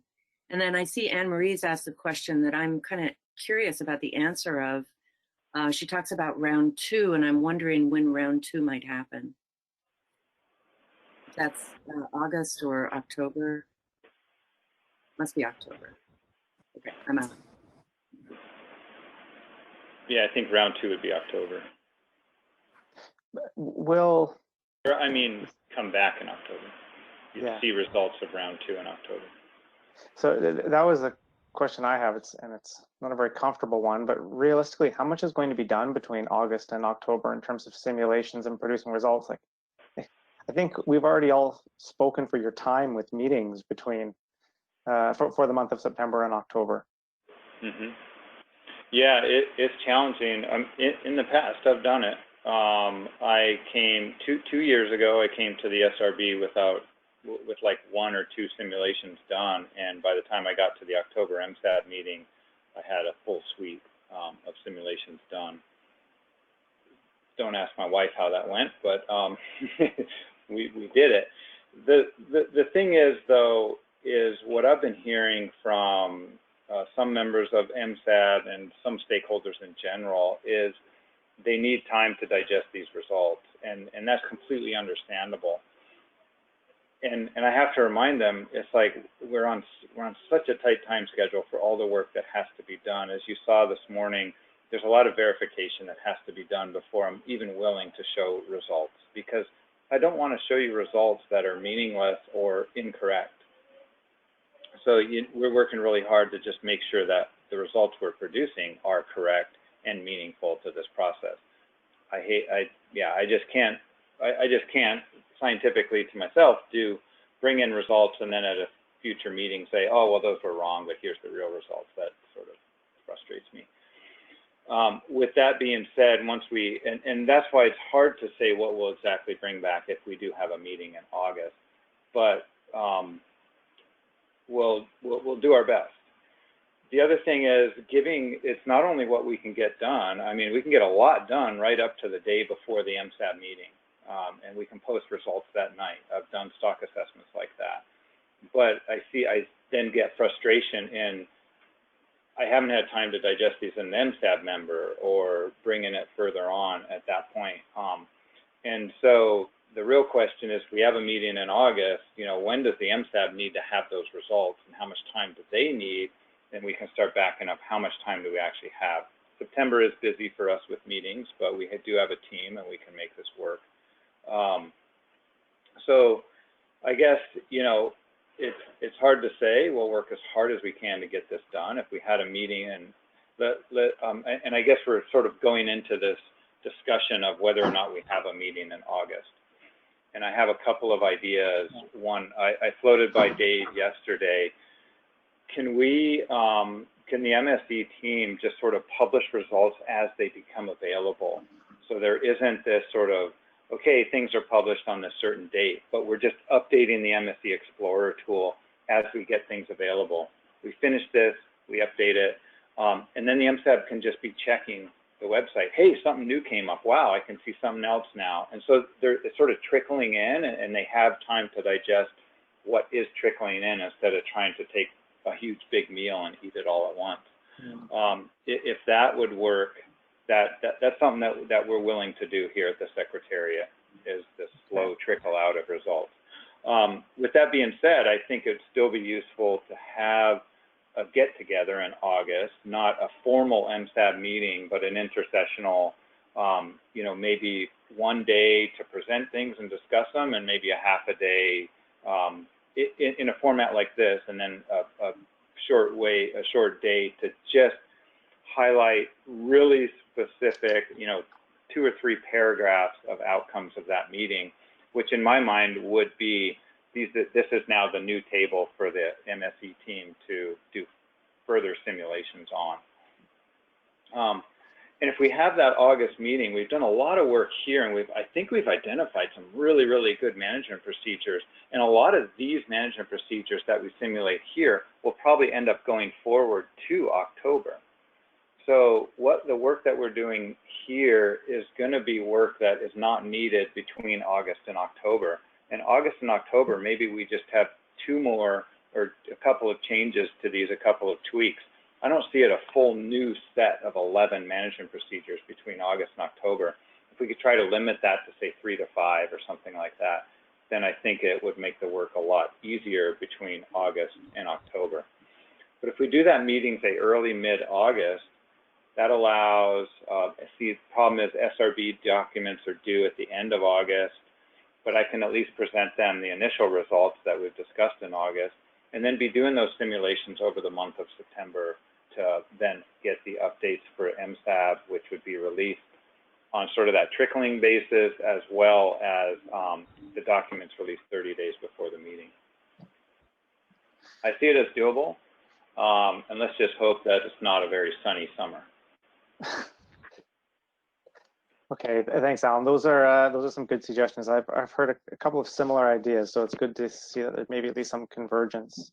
I think the couple of key points for folks to consider, and then I think maybe we could turn it over, Carey, as like a brainstorming session to the group, is we know that this is a stakeholder-driven process, that engagement is key, and that the Secretariat are working as hard as they can, probably too hard. Alan, I'd like you to stay married and happy with your children, not being sequestered at home. So I don't want to push you that far. So that engagement is key. So what, as MSAB members, can folks reasonably accomplish in terms of consulting with their constituents, engaging with their constituents between the release of results and October, when we're supposed to be providing our essentially final recommendations or some version of that? So engagement is key. How can folks engage, especially given that we're likely still going to be in the middle of a global pandemic in some sense? And then the other piece is, if folks do feel that engagement is key, or there might need to be these modifications, are there ways that we can be more effective with our time? One of the suggestions was that the results could just trickle out instead of waiting in one big dump of the data. Another is to have some pared down version of an August meeting where it's something less formal as an intercessional session. I think if we do have a meeting, that's almost a guarantee. But other ideas to how we can be more effective, and then how can folks engage with their constituents. So I see Forrest is in the queue, and there's some other comments up too. Yeah, thanks. I think trickle out is really good, and at least from a sport fishing perspective, we hope to be busy. Not sure that's going to happen yet, but if you can queue us up with an email as you get, a simulation or a model run that we can look at, that'd be helpful. And then I had a question, and that's if we run one of these management procedures at max change 15, and then we want to take a look at it with slow up, fast down, we can't. That's a whole new run, correct? So that may be a drawback to. I mean, I totally agree with what we've done here, but if we're moving things forward and we wanted to see a slow up, fast down, then that might be rerunning each one and with that addition. So, my comments. Yeah, thanks, Forrest. It's a good reminder that, you know, everybody will probably be busy in August, or hopefully we'll all be busy in August doing our work and some fun things as well. So, you know, we can have that discussion as we go on. And with regard to what you mentioned, Forrest, about saying doing a slow up, fast down run, I think that's within the realm of possibility here. We have the set that we're going on now, max change, and then we take a look at that and it says, you know, can we do better with slow up, fast down? We can define, let's just take a real directed look at a slow up, fast down and how it compares to, say, this one simulation. And so it's basically just doing like one more simulation, which isn't much. The hard part of this is we have 11 management procedures, a range of SPRs, and we're trying to get the lay of the land out here first. And that's a lot of simulations to do. Once we have the lay of the land, we can start picking and choosing one or two little things to make comparisons to have a better idea in October. And then furthermore, as the MSE team is investigating this stuff, we're always thinking about, you know, wow, the MSAB might like to see this, or we're seeing this result, maybe we would like to see this change. We'll try to do simulations as time allows to provide as much information as we can as soon as possible. I just wanted to remind one other thing as we talk about this and the amount of engagement and amount of time that MSAB members have is I've been reminded that this is a commission directive to have the MSE done by the annual meeting in 2021. And that's really the goal of the Secretariat, is to get some results to the commission. And we're going to do that. And, you know, we want everybody to be involved, and we want this to be a stakeholder guided process for sure. But I don't think the MSAB is going to be able to tell the commission, we're not going to meet your directive because we didn't have enough time to do this. So I'm sorry to bring it up that way. Yeah, no. It has to be said that there are higher powers that are defining some of the deadlines here. That's understandable and fair. I think it is important, though, for Carey and myself to flag with commissioners that we've heard concerns from stakeholders that they haven't engaged as much. Perhaps, maybe this is not the case, but they're concerned about their ability to engage with their constituents. And if that doesn't happen, regardless of the timeline, it's going to be a noisier annual meeting because some folks may not have heard about these results or really understood these results. And that's not to say we wouldn't be delivering things for AM 97, but that they may need to be caveated that, look, we only had 60% of the engagement we were planning on. So there's some folks that are going to have more questions than we originally anticipated them having. So I don't think it's like changing schedule, but it's not as polished as a product or a process that maybe was originally intended. Yeah, certainly, and I definitely don't want to get into that realm. I want everybody to be involved, and that's always my goal and all of my work that I do. It's more. I think it's important again for Carey and myself to say to commissioners, hey, like a heads up that there's still some wrinkles to be ironed out. Chris. Yeah, thanks, Adam. Just a couple of comments on. I agree with the points that have been made about. Might have to be that these results are preliminary, depending on how things shake out. For me, I like to say, rule of thumb is if I can get results 2 weeks before a meeting, that's just what I like to look for. But if I have to review the material myself and consult with people, I find a minimum of 2 weeks works well. So I just like to throw that out there. I like this idea about results trickling in. I think that would be helpful.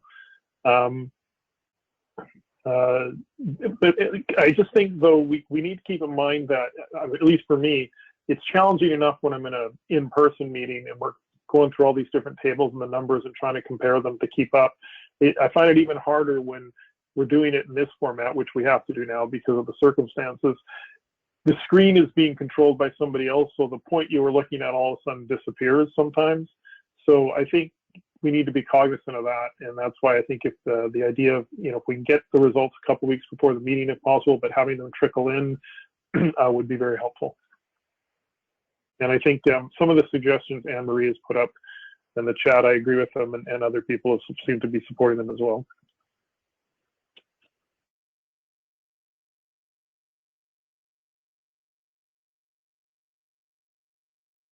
Okay, thanks, Chris.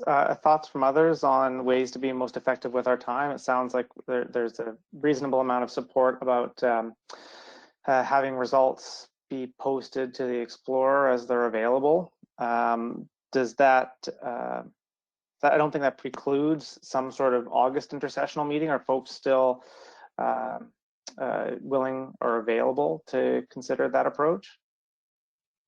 Hey, Adam. So it sounded like there was a discussion going on the chat where Anne Marie brought up that she liked the idea of having MSE results come out kind of piece by piece, and that maybe there would be some communication to the MSAB saying there's something new to look at. And a lot of people like that. I just want to note that Forrest is going to have to leave the meeting in about 10 minutes for a while, and he had some comments about schedule for an August meeting. I'm wondering if we could skip to that quickly and then come back to, if we have an August meeting, when will it be? Forrest is saying he's got August 8th and August 17th available, and that's it. So I'm wondering if we should just find out what are people's availability, what is availability like in August, and is this actually a feasible idea? Would that be okay?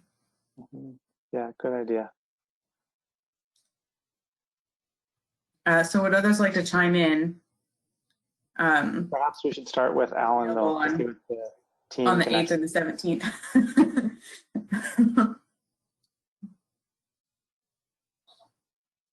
Okay. Angus is saying busy all of August. I guess I would ask if people are, what type of format would work. There wouldn't be a meeting like this for sure. I've already mentioned to Dave, I've asked Dave, can we do this? And he says, yeah, it can be an intersessional meeting with a real directed outcome. So really a focused meeting on one aspect, and that would be to look at the results and redefine, make sure we have the set of management procedures that MSAB agrees on for coming to the October meeting. So that might take a little bit of upfront work by MSAB members as these results trickle in, which is why we would want to get results at least 2 weeks beforehand.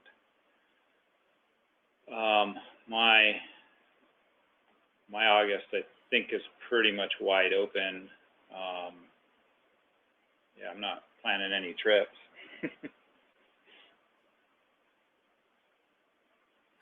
Maybe we need a doodle poll.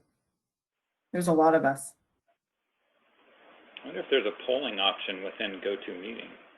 Is there? You have that. I don't think there is, but. Yeah. I think that's, yeah, Facebook. But yeah, I think we're gonna need to poll people. This is gonna be pretty tough. In kind of an organized graphical format. But we do have that. So there's going to be a mixed bag of availability. Forrest has some specific dates that he is only available for. There's others like Angus who are not available at all.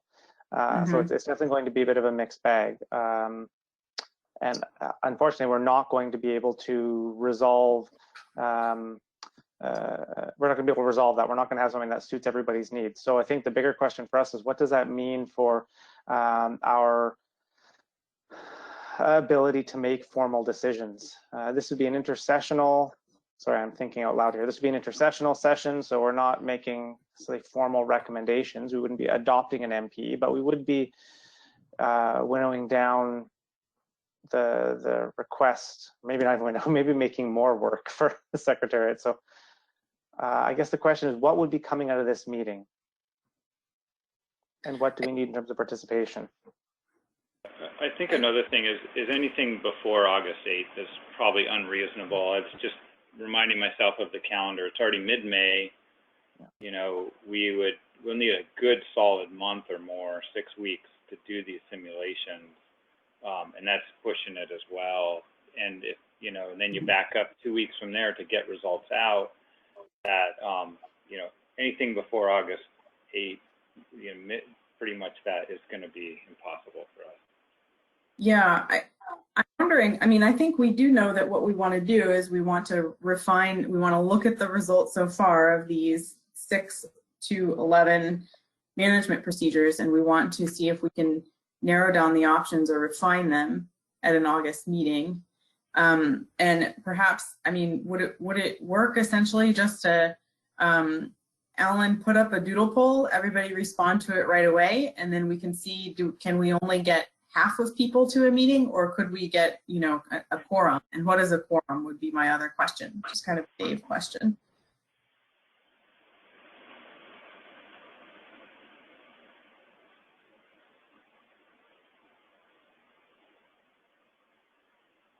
What do you think of that, Alan? Would that? I'm looking up. There is a way to do a poll in GoToMeetings, but I've never done it. I just worry. I think it'll take me probably half an hour to enter in everybody's email into a doodle poll at this point in time. Yeah. Not sure I can do that. Yeah, this option would be better. So, yeah. Carey, there's sort of a poll already happening on chat where people are telling everyone when they're available or if they're available for the whole month. I wonder if we could sort of cobble something together from those comments. Yeah, I just went through this as well, and it looks like really the 7th, the first date that Forrest outlined that week is really the only part that's available. 8th, sorry, not, or was it the 8th that you said, Forrest? Which is a Saturday. 8th or the 17th. Yeah, I don't think Saturday's really appealing for many people. It's off the work week, so the 17th is a Monday, and it really doesn't have to revolve around me. I'm just throwing that out there because I have a lot of interest, but I don't know, you know, it doesn't matter. Yeah, I think there's so many of us, Peggy, that trying to cobble it together from chat is kind of difficult. So if Alan is able to pull something together on GoToMeeting, I think that would be ideal, and then we could kind of just look at it in a more condensed form. It would just be easier to see when we have the most people available. Okay, so how about we provide two types of accommodation? One is we'll find a date that works for the majority of folks in August, but we'd also provide some opportunity for folks to maybe provide some written comment ahead of time that could go to you and I, Carey, so we can ensure that their comments are not omitted from the revisions. So just real quick, are we talking a 1 or a 2 day meeting? 1.5. 1.5. Okay.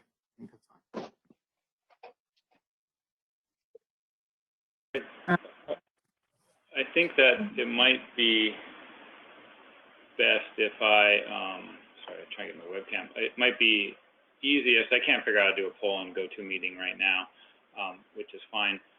But maybe I just put up an Excel sheet and a couple of dates, and we just have all the names and see who can or cannot make it.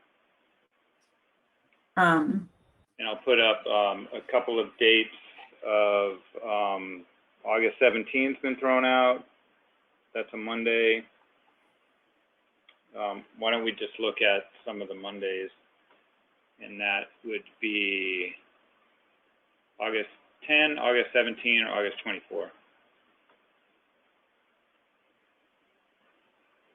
We could do that. We're kind of at a break time now, so we could I'll put that together over the break if that's okay. Figure this out.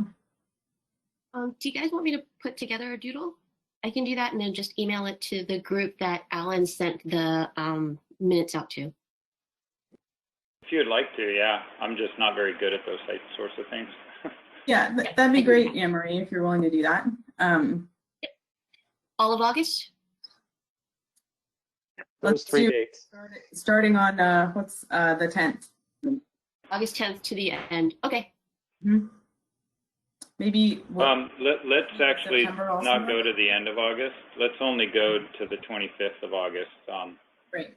SRB and other things are going to be coming up at the end of August, so I'll need to Okay. start focused. Great. So Peggy, did you have another comment? Yep, on that note, does anyone have a date for the October meeting? I just don't have it handy. The MSAB. 18th, I think. Thank you. 19 to 22nd. 19, that's what it is. Mm-hmm. Thanks, Ellen. Yeah. Shall we take a break? Yeah, I think that's a good idea. Let's take a break, and then we're going to come back with the final agenda items, right? Particularly around talking about 2021 and beyond. Great. Just real quick question. How do you see the report session going this afternoon? Are we going to start that at 3, or are people interested in trying to start that a bit earlier? Well, I guess we have to have a report drafting session, and then the secretariat takes it away, cleans it up, and then we'll have the final review. Yeah, I think we can get that done just before midday. I don't think we have too much to add, really. Okay. We have a couple of paragraphs. Basically, an updated table and a couple of notes on the presentation that you gave, and a resolution of what we're doing about an August meeting. Right? Okay. Seems like we might still be able to get the report to the secretariat at least by around 1. Yeah, 1 o'clock work. Okay. Great. Shall we take a 10-minute break then? Let's come back at 11:15. Thank you.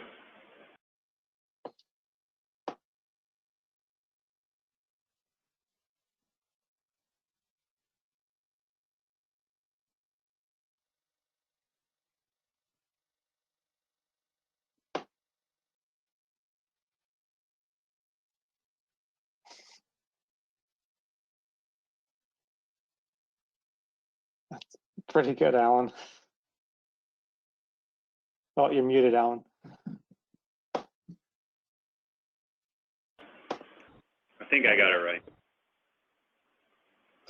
I was looking on my computer, typing on a different computer when I did that. That was impressive. I've learned some new skills during this meeting, I tell you, multitasking. Okay, so yeah, so folks should have received that. I don't know, like, it'd be nice if folks could fill it out shortly, like today. I don't know, do we need to get the answer before we conclude this meeting? I would think that would be best, so we can put it in the report. I think so, and I Looking to think what a main thing that we need is to know whether we could have enough people to make it worth it to have a meeting on a particular date. The 16th is looking good already.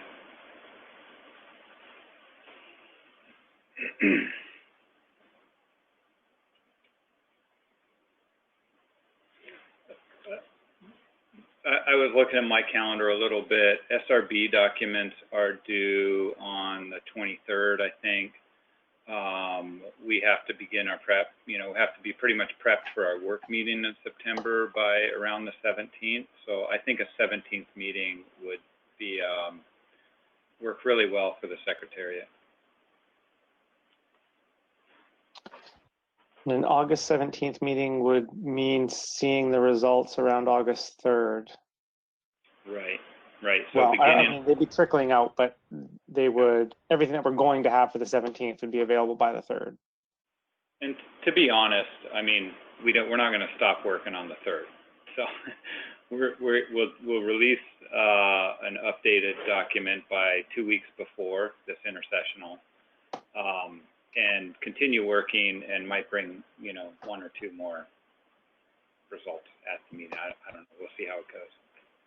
But it basically means August 3rd would have something for the MSAB to chew on.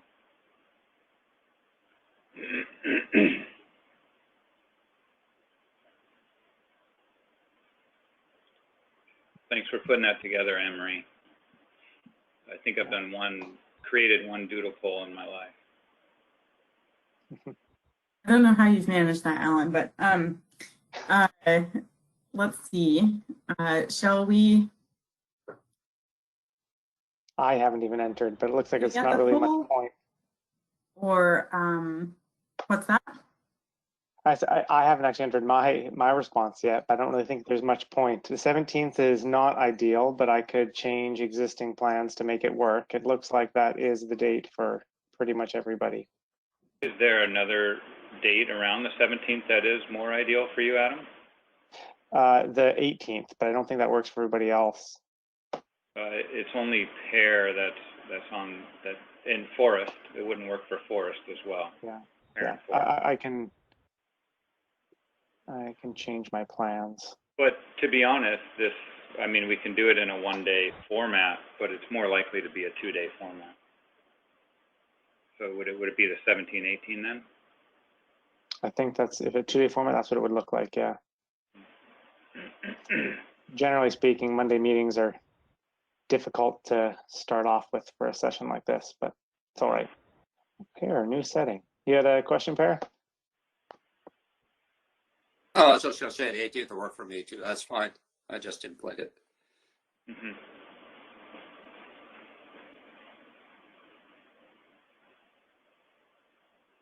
Okay, so 17th, 18th, maybe it would be like maybe we start later on the morning of the 17th, start mid-morning or something like that.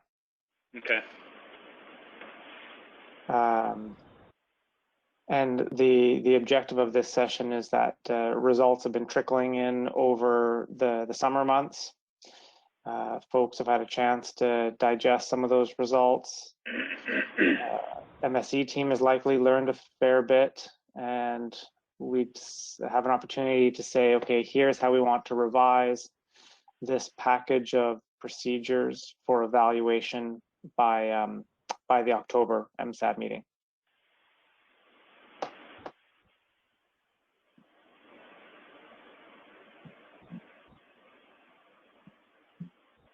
I think that makes sense to folks.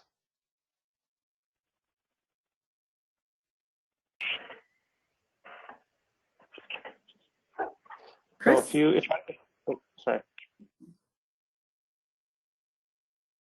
Yeah, I just wanted to say, you know, I think that it sounds like the August meeting is really shaping up to be, we're going to get the results. And just some comments earlier, we are going to be refining them, but the opportunities to refine them are going to be somewhat limited. So that's going to really, you know, this will be the first time we're going to see results using the area-based model.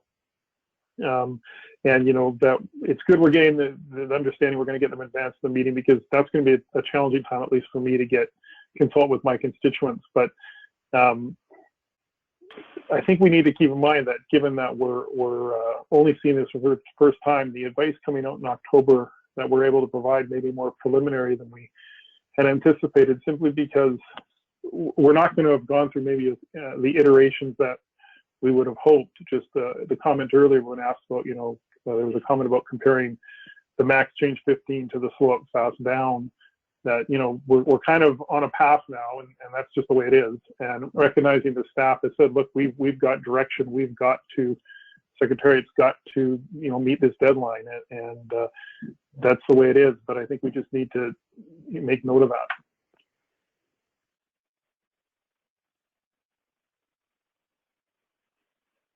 Okay, yeah, thanks, Chris. That's something that we can reflect in the report. Alan, was it a follow-up for that? Yeah, I have a follow-up to that. And again, I apologize not having results at this meeting, but the original plan was to only have 2 iterations in the first place, this meeting and then October, and not to have the August meeting. But I agree that, you know, that there is limited time to contact people, but the number of iterations has not changed.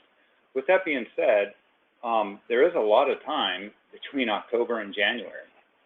There's another 2 months there of, we could potentially do a third iteration with a check-in in December or something, or a check-in at the interim meeting of any updated results for the MSAB to consider. I know in the past I have introduced new results after the October meeting, and that was met with sometimes people were happy to see that, some other people were not happy to see that, but this is the MSC process that we're engaging on. I want to make sure MSAB members are informed, but I also don't want to be stifling the process by the number of meetings that an MSAB member can or cannot attend. So to be honest, if we do want to rush, if we do want a tight timeline like we're on for this MSC process, then I think we have to either find alternative or additional ways to engage MSAB members. And we're willing to do that, to continue the discussion after October. We have until the end of December before any meeting documents for the annual meeting are final. We could have another check-in sometime along that road. Are we working towards an annual meeting or an interim meeting? I'm working towards an annual meeting. The interim meeting is always just a check-in. Okay. And in my mind, yeah, the finish line is the annual meeting. Okay, that's helpful because the interim meeting is a bit earlier this year, and I think its timelines actually fall right within the MSAB meeting. Yeah, they typically do. The day after the MSAB meeting is usually the interim meeting document.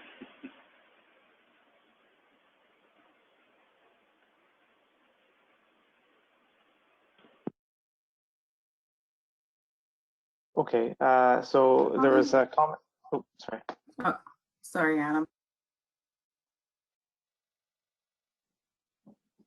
So there's the comments from Chris. I don't know if you had another one, Chris. I just wanted to quickly say, I mean, I don't think that, you know, I think the secretariats, the MSC teams made a lot of progress here. You know, I think, you know, Alan sort of apologized. I don't think anything to apologize about. I think we've made a lot of progress. I think that, you know, pretty much everything's been disrupted by the pandemic. And we certainly had no control over that. And, you know, we've changed people's work patterns.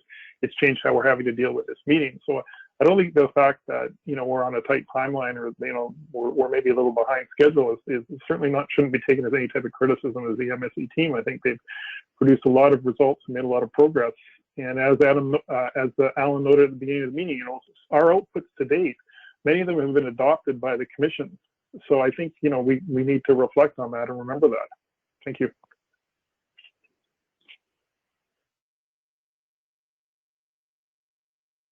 Yeah, thank you, Chris. Yeah, I think that's a really good point that, yeah, the MSC team has worked extremely hard here and definitely nothing to apologize for. And I think we can all make that really clear to the commissioners as well, in exactly how hard they've worked and to get this all done for us on this very limited timeline, especially given the current situation with the pandemic that we're in.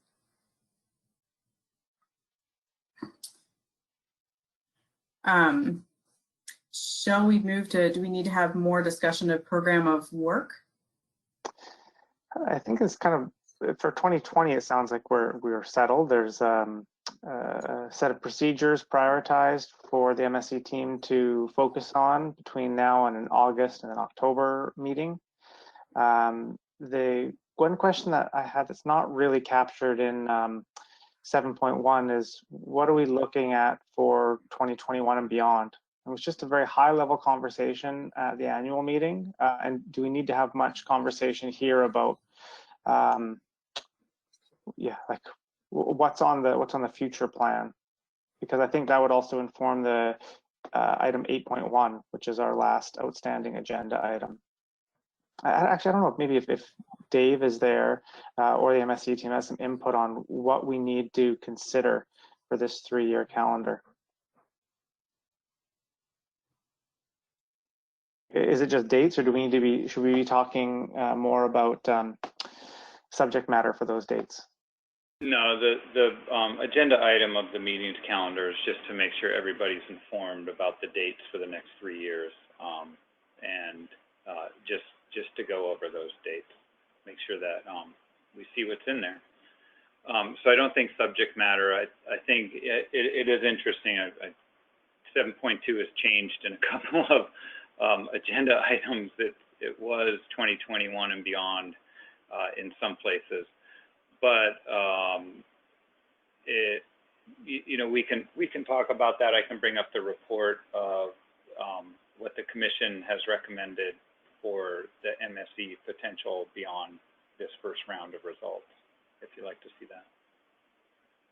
I don't know if we need to open up a whole new can of worms for this meeting, but I do think it's important before the IM and the AM for us to be able to say, this is what the MSE process and MSAB looks like after AM 97. I expect getting questions from the commissioners about that, maybe at the work meeting, but probably not until IM or AM. So if we don't have a conversation now, we definitely need to have time in October. And I'm feeling a bit anxious now that thinking about it, actually that October is going to be pretty full. I don't know how much people are going to want to contribute to that conversation, or maybe it'll go the other way, that we realize, yeah, there's a lot of agreement on this area or a lot of disagreement on that area, and so those are the topics that we need to focus in 2021. Carey, any thoughts on next iteration of MSAB?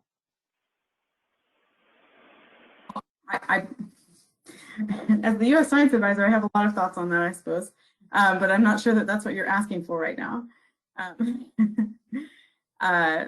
So I do think it would be good to talk about this before the annual meeting. And Alan, maybe you can just remind us on the 3-year calendar if there are MSAB meetings scheduled.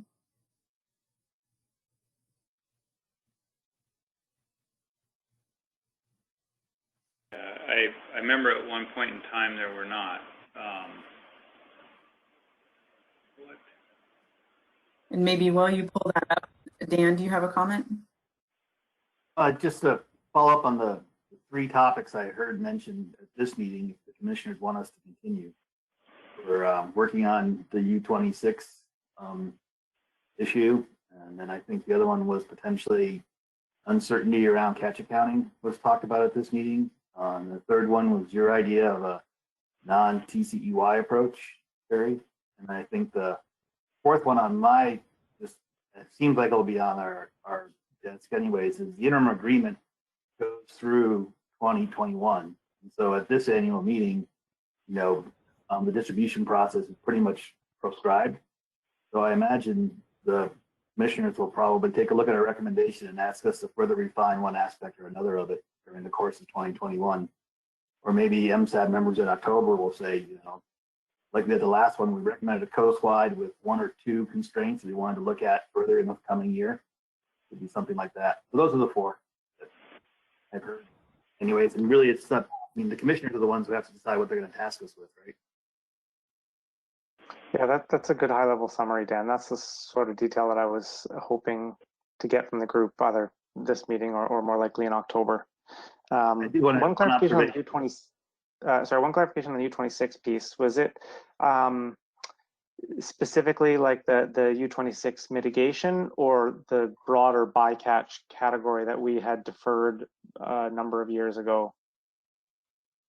I think it's what the commissioners talked about at the annual meeting. I think they had some language in their minutes that kind of frame what that is, but it's probably related to the U26 mitigation and how that could work, or other ways to approach it, rather than what was proposed at the annual meeting. Okay, that's helpful, thanks. I think I should be clear, not looking to have some sort of definitive work plan here, just general ideas, interests are around U26 mortality, around catch estimates, uncertainty, those very high level concepts. So the one observation I wanted to offer for both the August and the October meeting is, when I look at the agenda, this agenda item, where 7.1 was scheduled for an hour and a half worth of conversation, including reports, and I think we've probably clocked it at over 5 hours. And I just want to make sure that at both meetings we have the space to have a discussion about what our outputs are. And it does take a bit longer in this type of a forum to get everybody's thoughts on the table, but having that time for MSAB members to be able to lay their thoughts out and come up with a recommendation is going to be important. It just takes a little bit longer than I've seen the agenda items scheduled for. Thanks, Dan. So we can see here that no, there are not MSAB meetings on the calendar for the next 2 years. It seems obvious to me that once the commissioners see these results for the first time, that there will be refinements to do. I know that there will be some sort of, the January meeting will resolve all, but I just, from the point of view of having seen MSC processes, that seems unlikely to me. And I think if what would need to happen to put more MSAB meetings on the calendar, essentially, because that seems like it's not up to us. Is that up to the commissioners, whether there are more meetings on the calendar?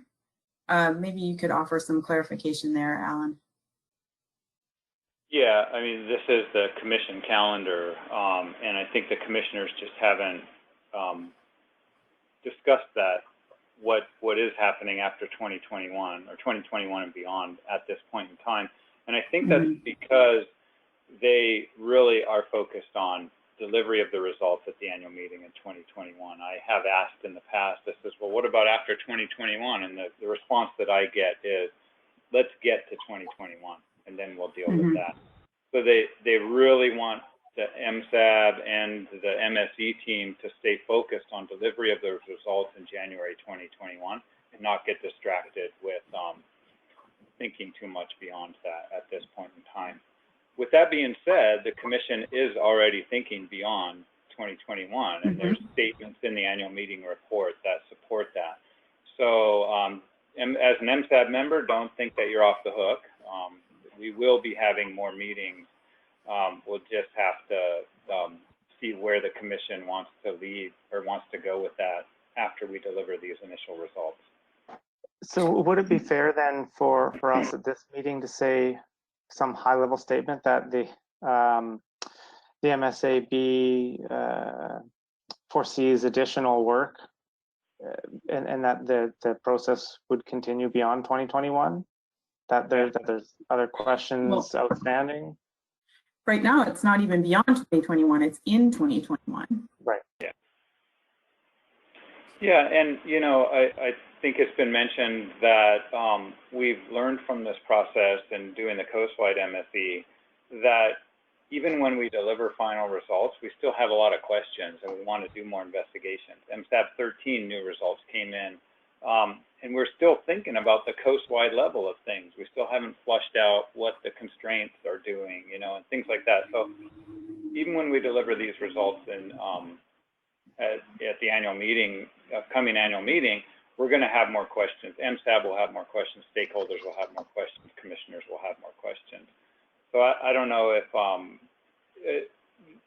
saying that, I don't know that we can specifically start defining a program of work at this, even at this point in time, until we go to that October meeting and we understand this is where we're at with what we're currently working on. Are we done with this? Can we move to a new topic? Or do we need to stick on this topic for a little while longer and flush a few more things out? I mean, in my opinion, I think it would be sufficient just to have a place marker to say that we think there's lots more that can be done going forward, and does the commission support some continuation of the work? So are folks I don't know if I want to know the answer to this question or not. Are folks comfortable making a statement like that acknowledging there is more work to do in future with the MSE, and that the MSAB in some form would continue to meet beyond 2020? Yes, I'd say I'd be in support of some general statement to that effect, and I might even be willing to go so far as to come up with some suggestions. Like work priorities? like work priorities, yeah, Okay, on topics that we haven't addressed yet. right. Catch Mhm. being one of them, but there may be others that are more important. Okay, thanks very much, Peggy. Yeah, I think, how do we all, I am supportive of that myself.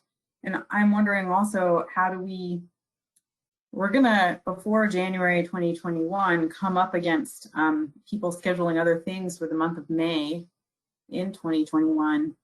And so how do we overcome that sort of logistical mismatch of timescale in terms of setting another meeting? Would be another question, but let's go back to Adam's question as well.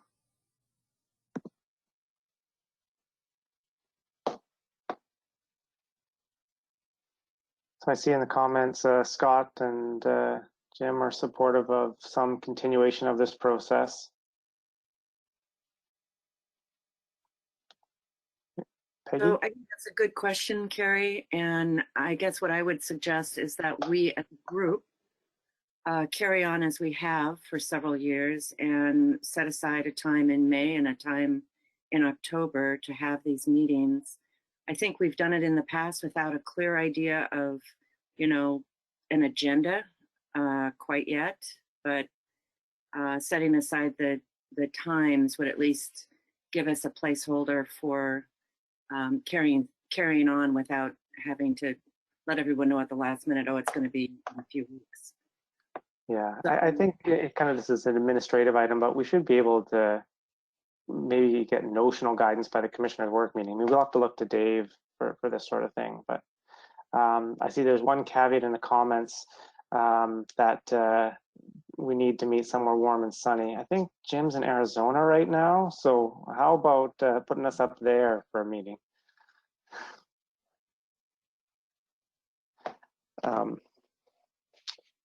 Okay. All right. Maybe we'll take this the negative approach. Is anyone opposed to seeking some future mandate for MSE work?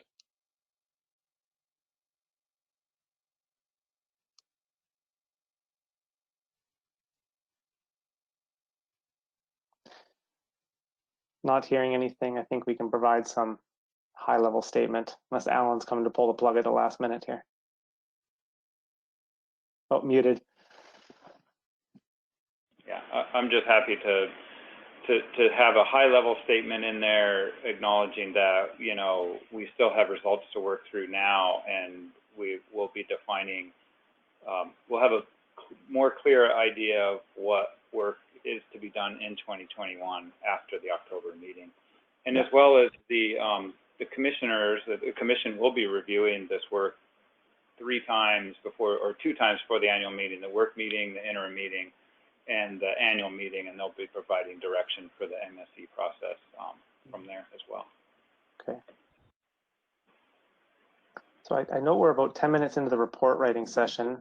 I don't know about you, Carey. I did have one other item that I wanted to talk at least briefly with folks about, and it was just to get some feedback on this forum, like using the go-to meeting to having a completely online meeting.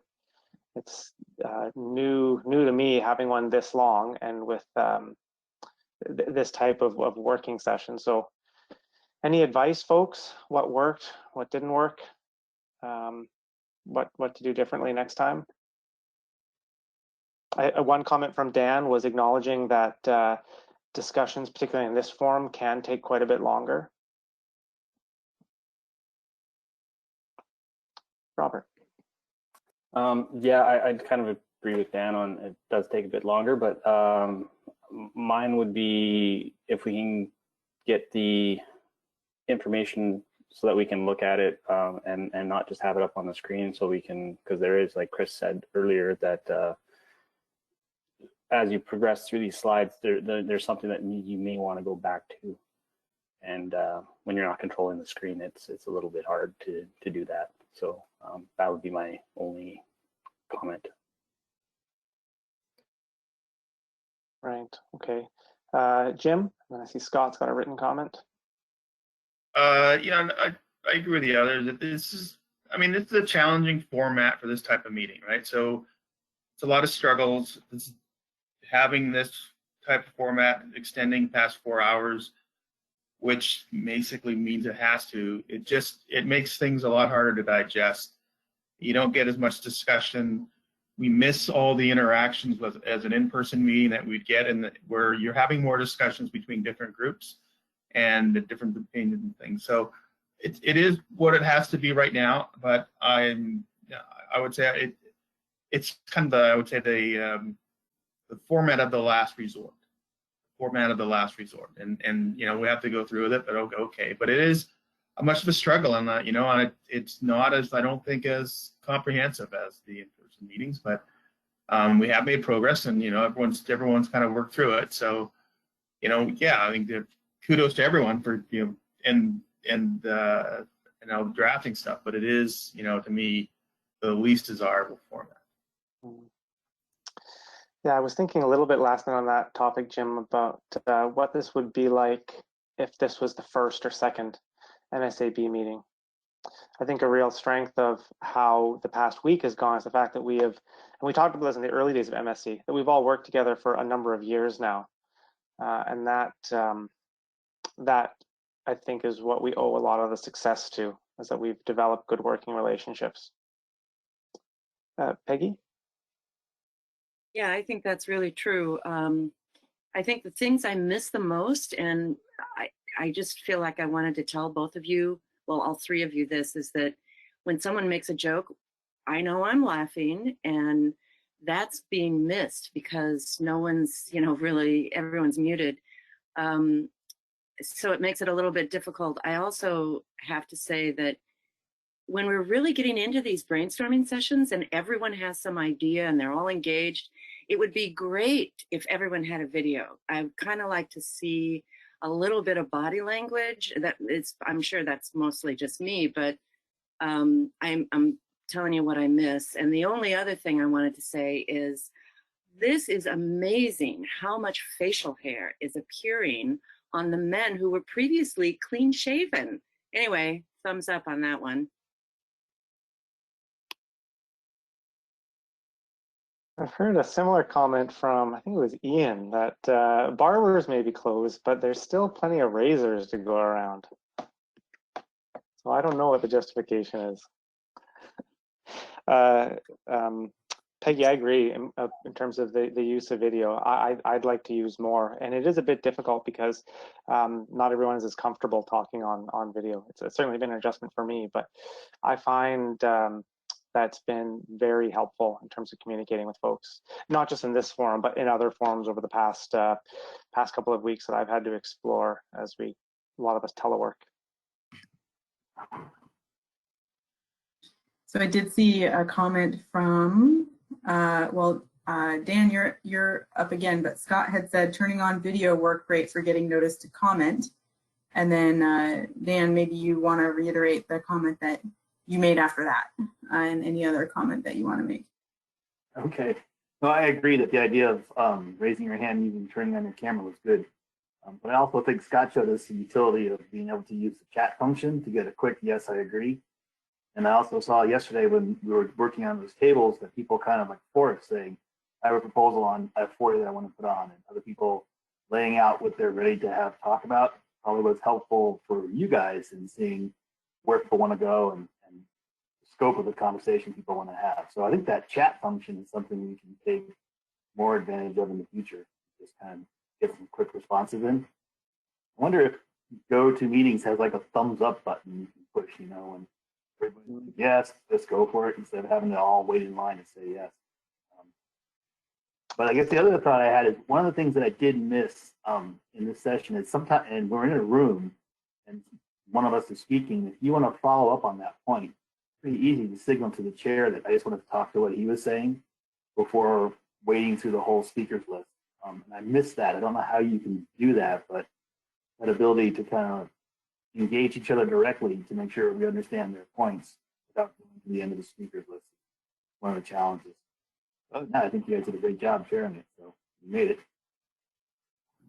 Those are good points, Dan. I know that's something I certainly struggled with this week, is trying to figure out how best we can manage the conversation so that you have some natural flow, but also realizing that patience is really difficult to maintain when you're in a big video queue.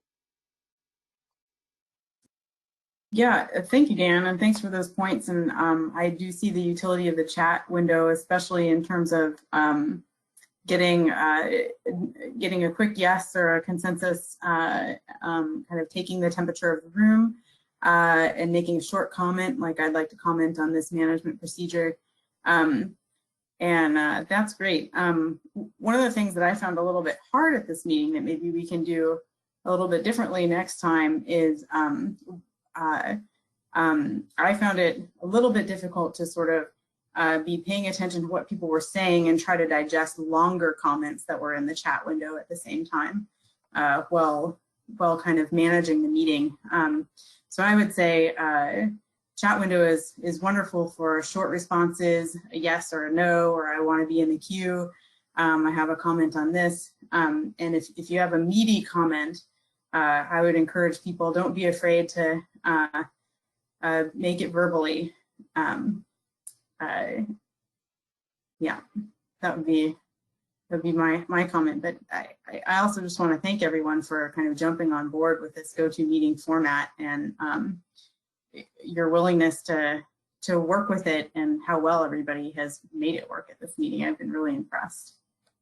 Yeah, great. I'm really echo those points, and just happy that we didn't have too many technological limitations. That was probably my biggest anxiety about set everything up, but the infrastructure may not be able to support it. I think by and large, it was pretty free of technological glitches. I think a lot of that credit goes to the Secretariat for having everything so well prepared ahead of time.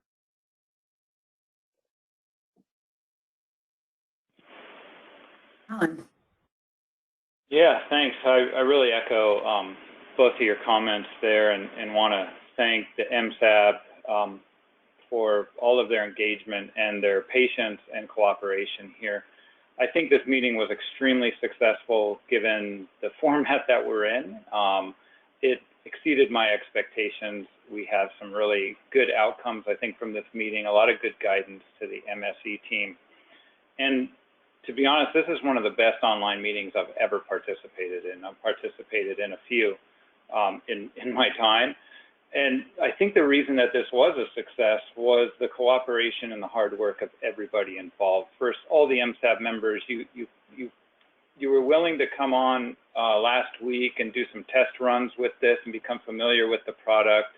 That was fantastic. I couldn't believe the number of people that joined and just wanted to learn how to use this, and followed instructions, muted yourself. I mean, that's the biggest problem with these meetings, is somebody coming in and talking about things. Everybody was muted. We had very little issues with muting. So fantastic job, everybody. You were all willing to be on camera. I just can't tell you enough how pleased I am to be involved with this group. And with that being said, the two co-chairs, I mean, you two have been on video for the entire day. For you to be willing to be on video, showing your face, managing a chat window, managing videos, managing me, managing, everything about this. I'm just trying to do what I'm doing, and I'm finding, I'm having a tough time keeping up with everything. So great job to the co-chairs. This would not have been a success if you had not taken the lead and been as diligent and organized as you both are. So fantastic job to you two. And I just want to call out the Secretariat too. Tom Kong has been online. Aaron Saul, who's a new staff member, has been helping out with this. And then Keith Jernigan have all been there behind the scenes. Rob, who's a new IT guy as well, all been there behind the scenes, making sure that this runs smoothly and making my job a lot easier. So I think that this meeting was a real success in my mind, given the circumstances we're in. I think we can be all pleased with ourselves and how this went.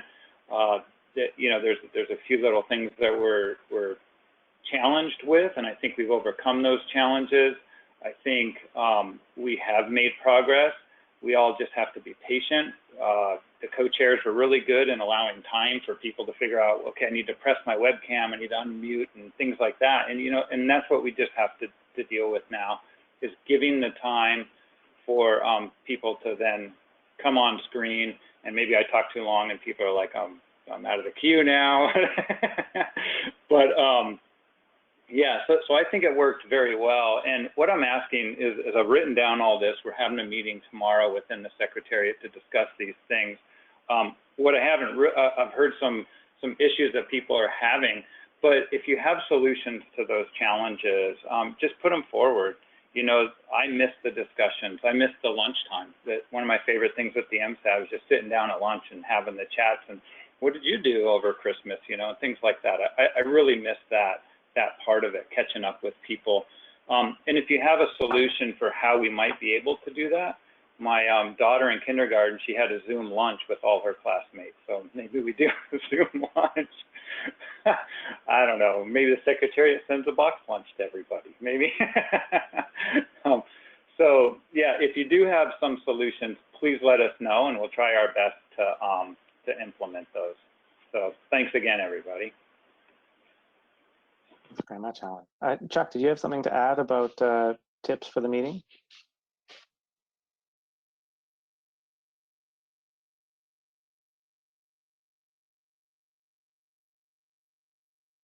If not right now, they can. Sounds like Alan still be happy to collect some of those later.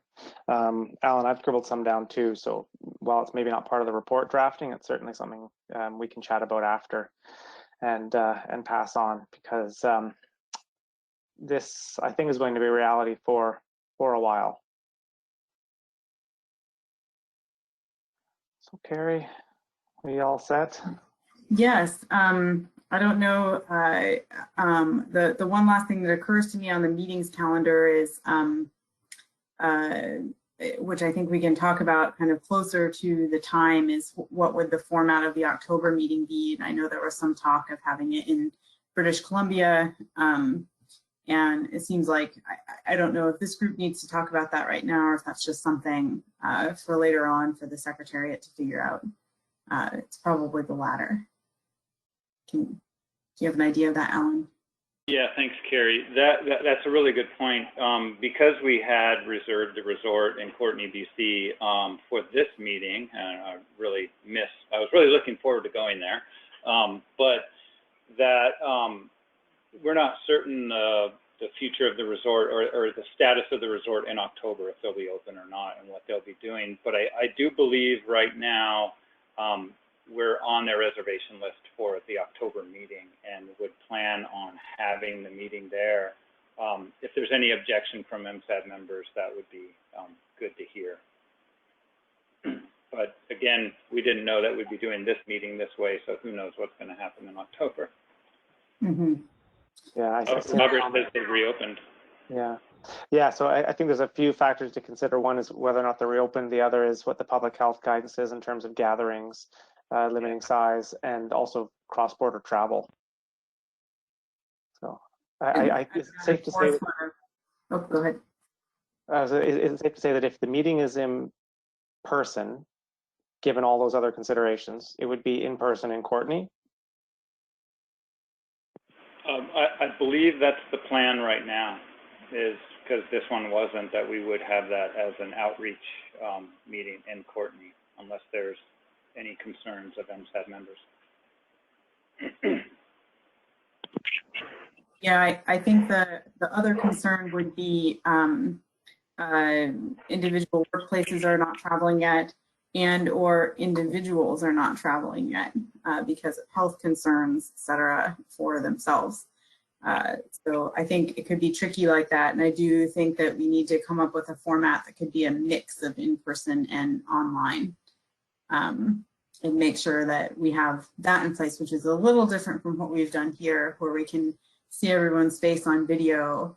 It's having a room of people who are there, plus people whose faces we are seeing on video. So just making sure that Courtenay, that can be set up in Courtenay in a way that everybody can hear each other, would be really important for this year, I think. Chris? just a quick comment on that. We were trying to book for PHMA our AGMs in December. So we were contacting some hotels to find it, and they're under restrictions at least until the new year about, at least this is what we were told, about the number of people and how the rooms can be set up. So I think you really want to make sure and follow up on that. Like, for instance, the format we wanted, the space they had available, they said, look, the maximum you can have in this room is 38 people, given we have to meet these requirements that, as of this point, are in place until the new year. So that was a bit of an eye-opener for us, because that's going to be a bit of a game changer for our plan. So I just bring that out there to maybe check on that sooner rather than later. I know it depends on the amount of space, the number of people, all that stuff, but I'd look into that sooner rather than later. Yeah, thanks, Chris. I'll have a discussion with Dave and our admin group, our reservation group, about where we're at. And as we all know, this is changing. It's rapidly evolving. So we'll try to keep everybody informed as much as possible. Yeah, I think probably we should move on from this topic. I would think that this would be another reason to get a May meeting scheduled, because perhaps it would be wiser to have a May meeting next year in Courtenay than to try to aim for October or something like that. But that's not my job. So, so shall we move on to the report? Having a bit of a report drafting session so that we can hand that off to the Secretariat. It's 12 now, and we said we get that to them hopefully at 1. I think we just have a couple things to add for today, but we may also, given that there's only an hour on the schedule later on to review the draft and adopt it, we may want to do more going through different sections now. What do you think, Adam? Yeah, I mean, I think we spent a fair bit of time reviewing the report, so I don't know that we're going to need that hopefully all that review time. Let's try to get done what we can now. Sure. Is that okay with folks? Folks aren't going to be upset if we manage to conclude earlier? I don't know. I don't know if I like that. Okay. Okay. So let's go down to the sections that are specifically covered this morning, and then make those additions. Then we can circle back to the blue text throughout the report.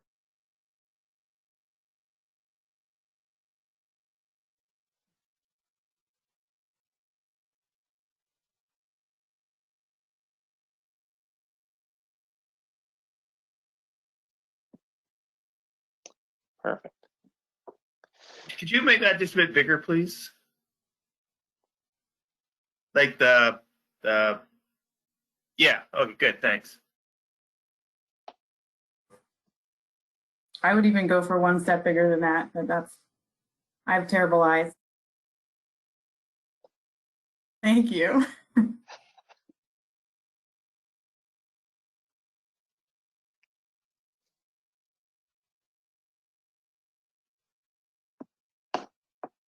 Okay, I have not filled in any text from what we discussed this morning, but we did section 6 this morning. I don't know that there's much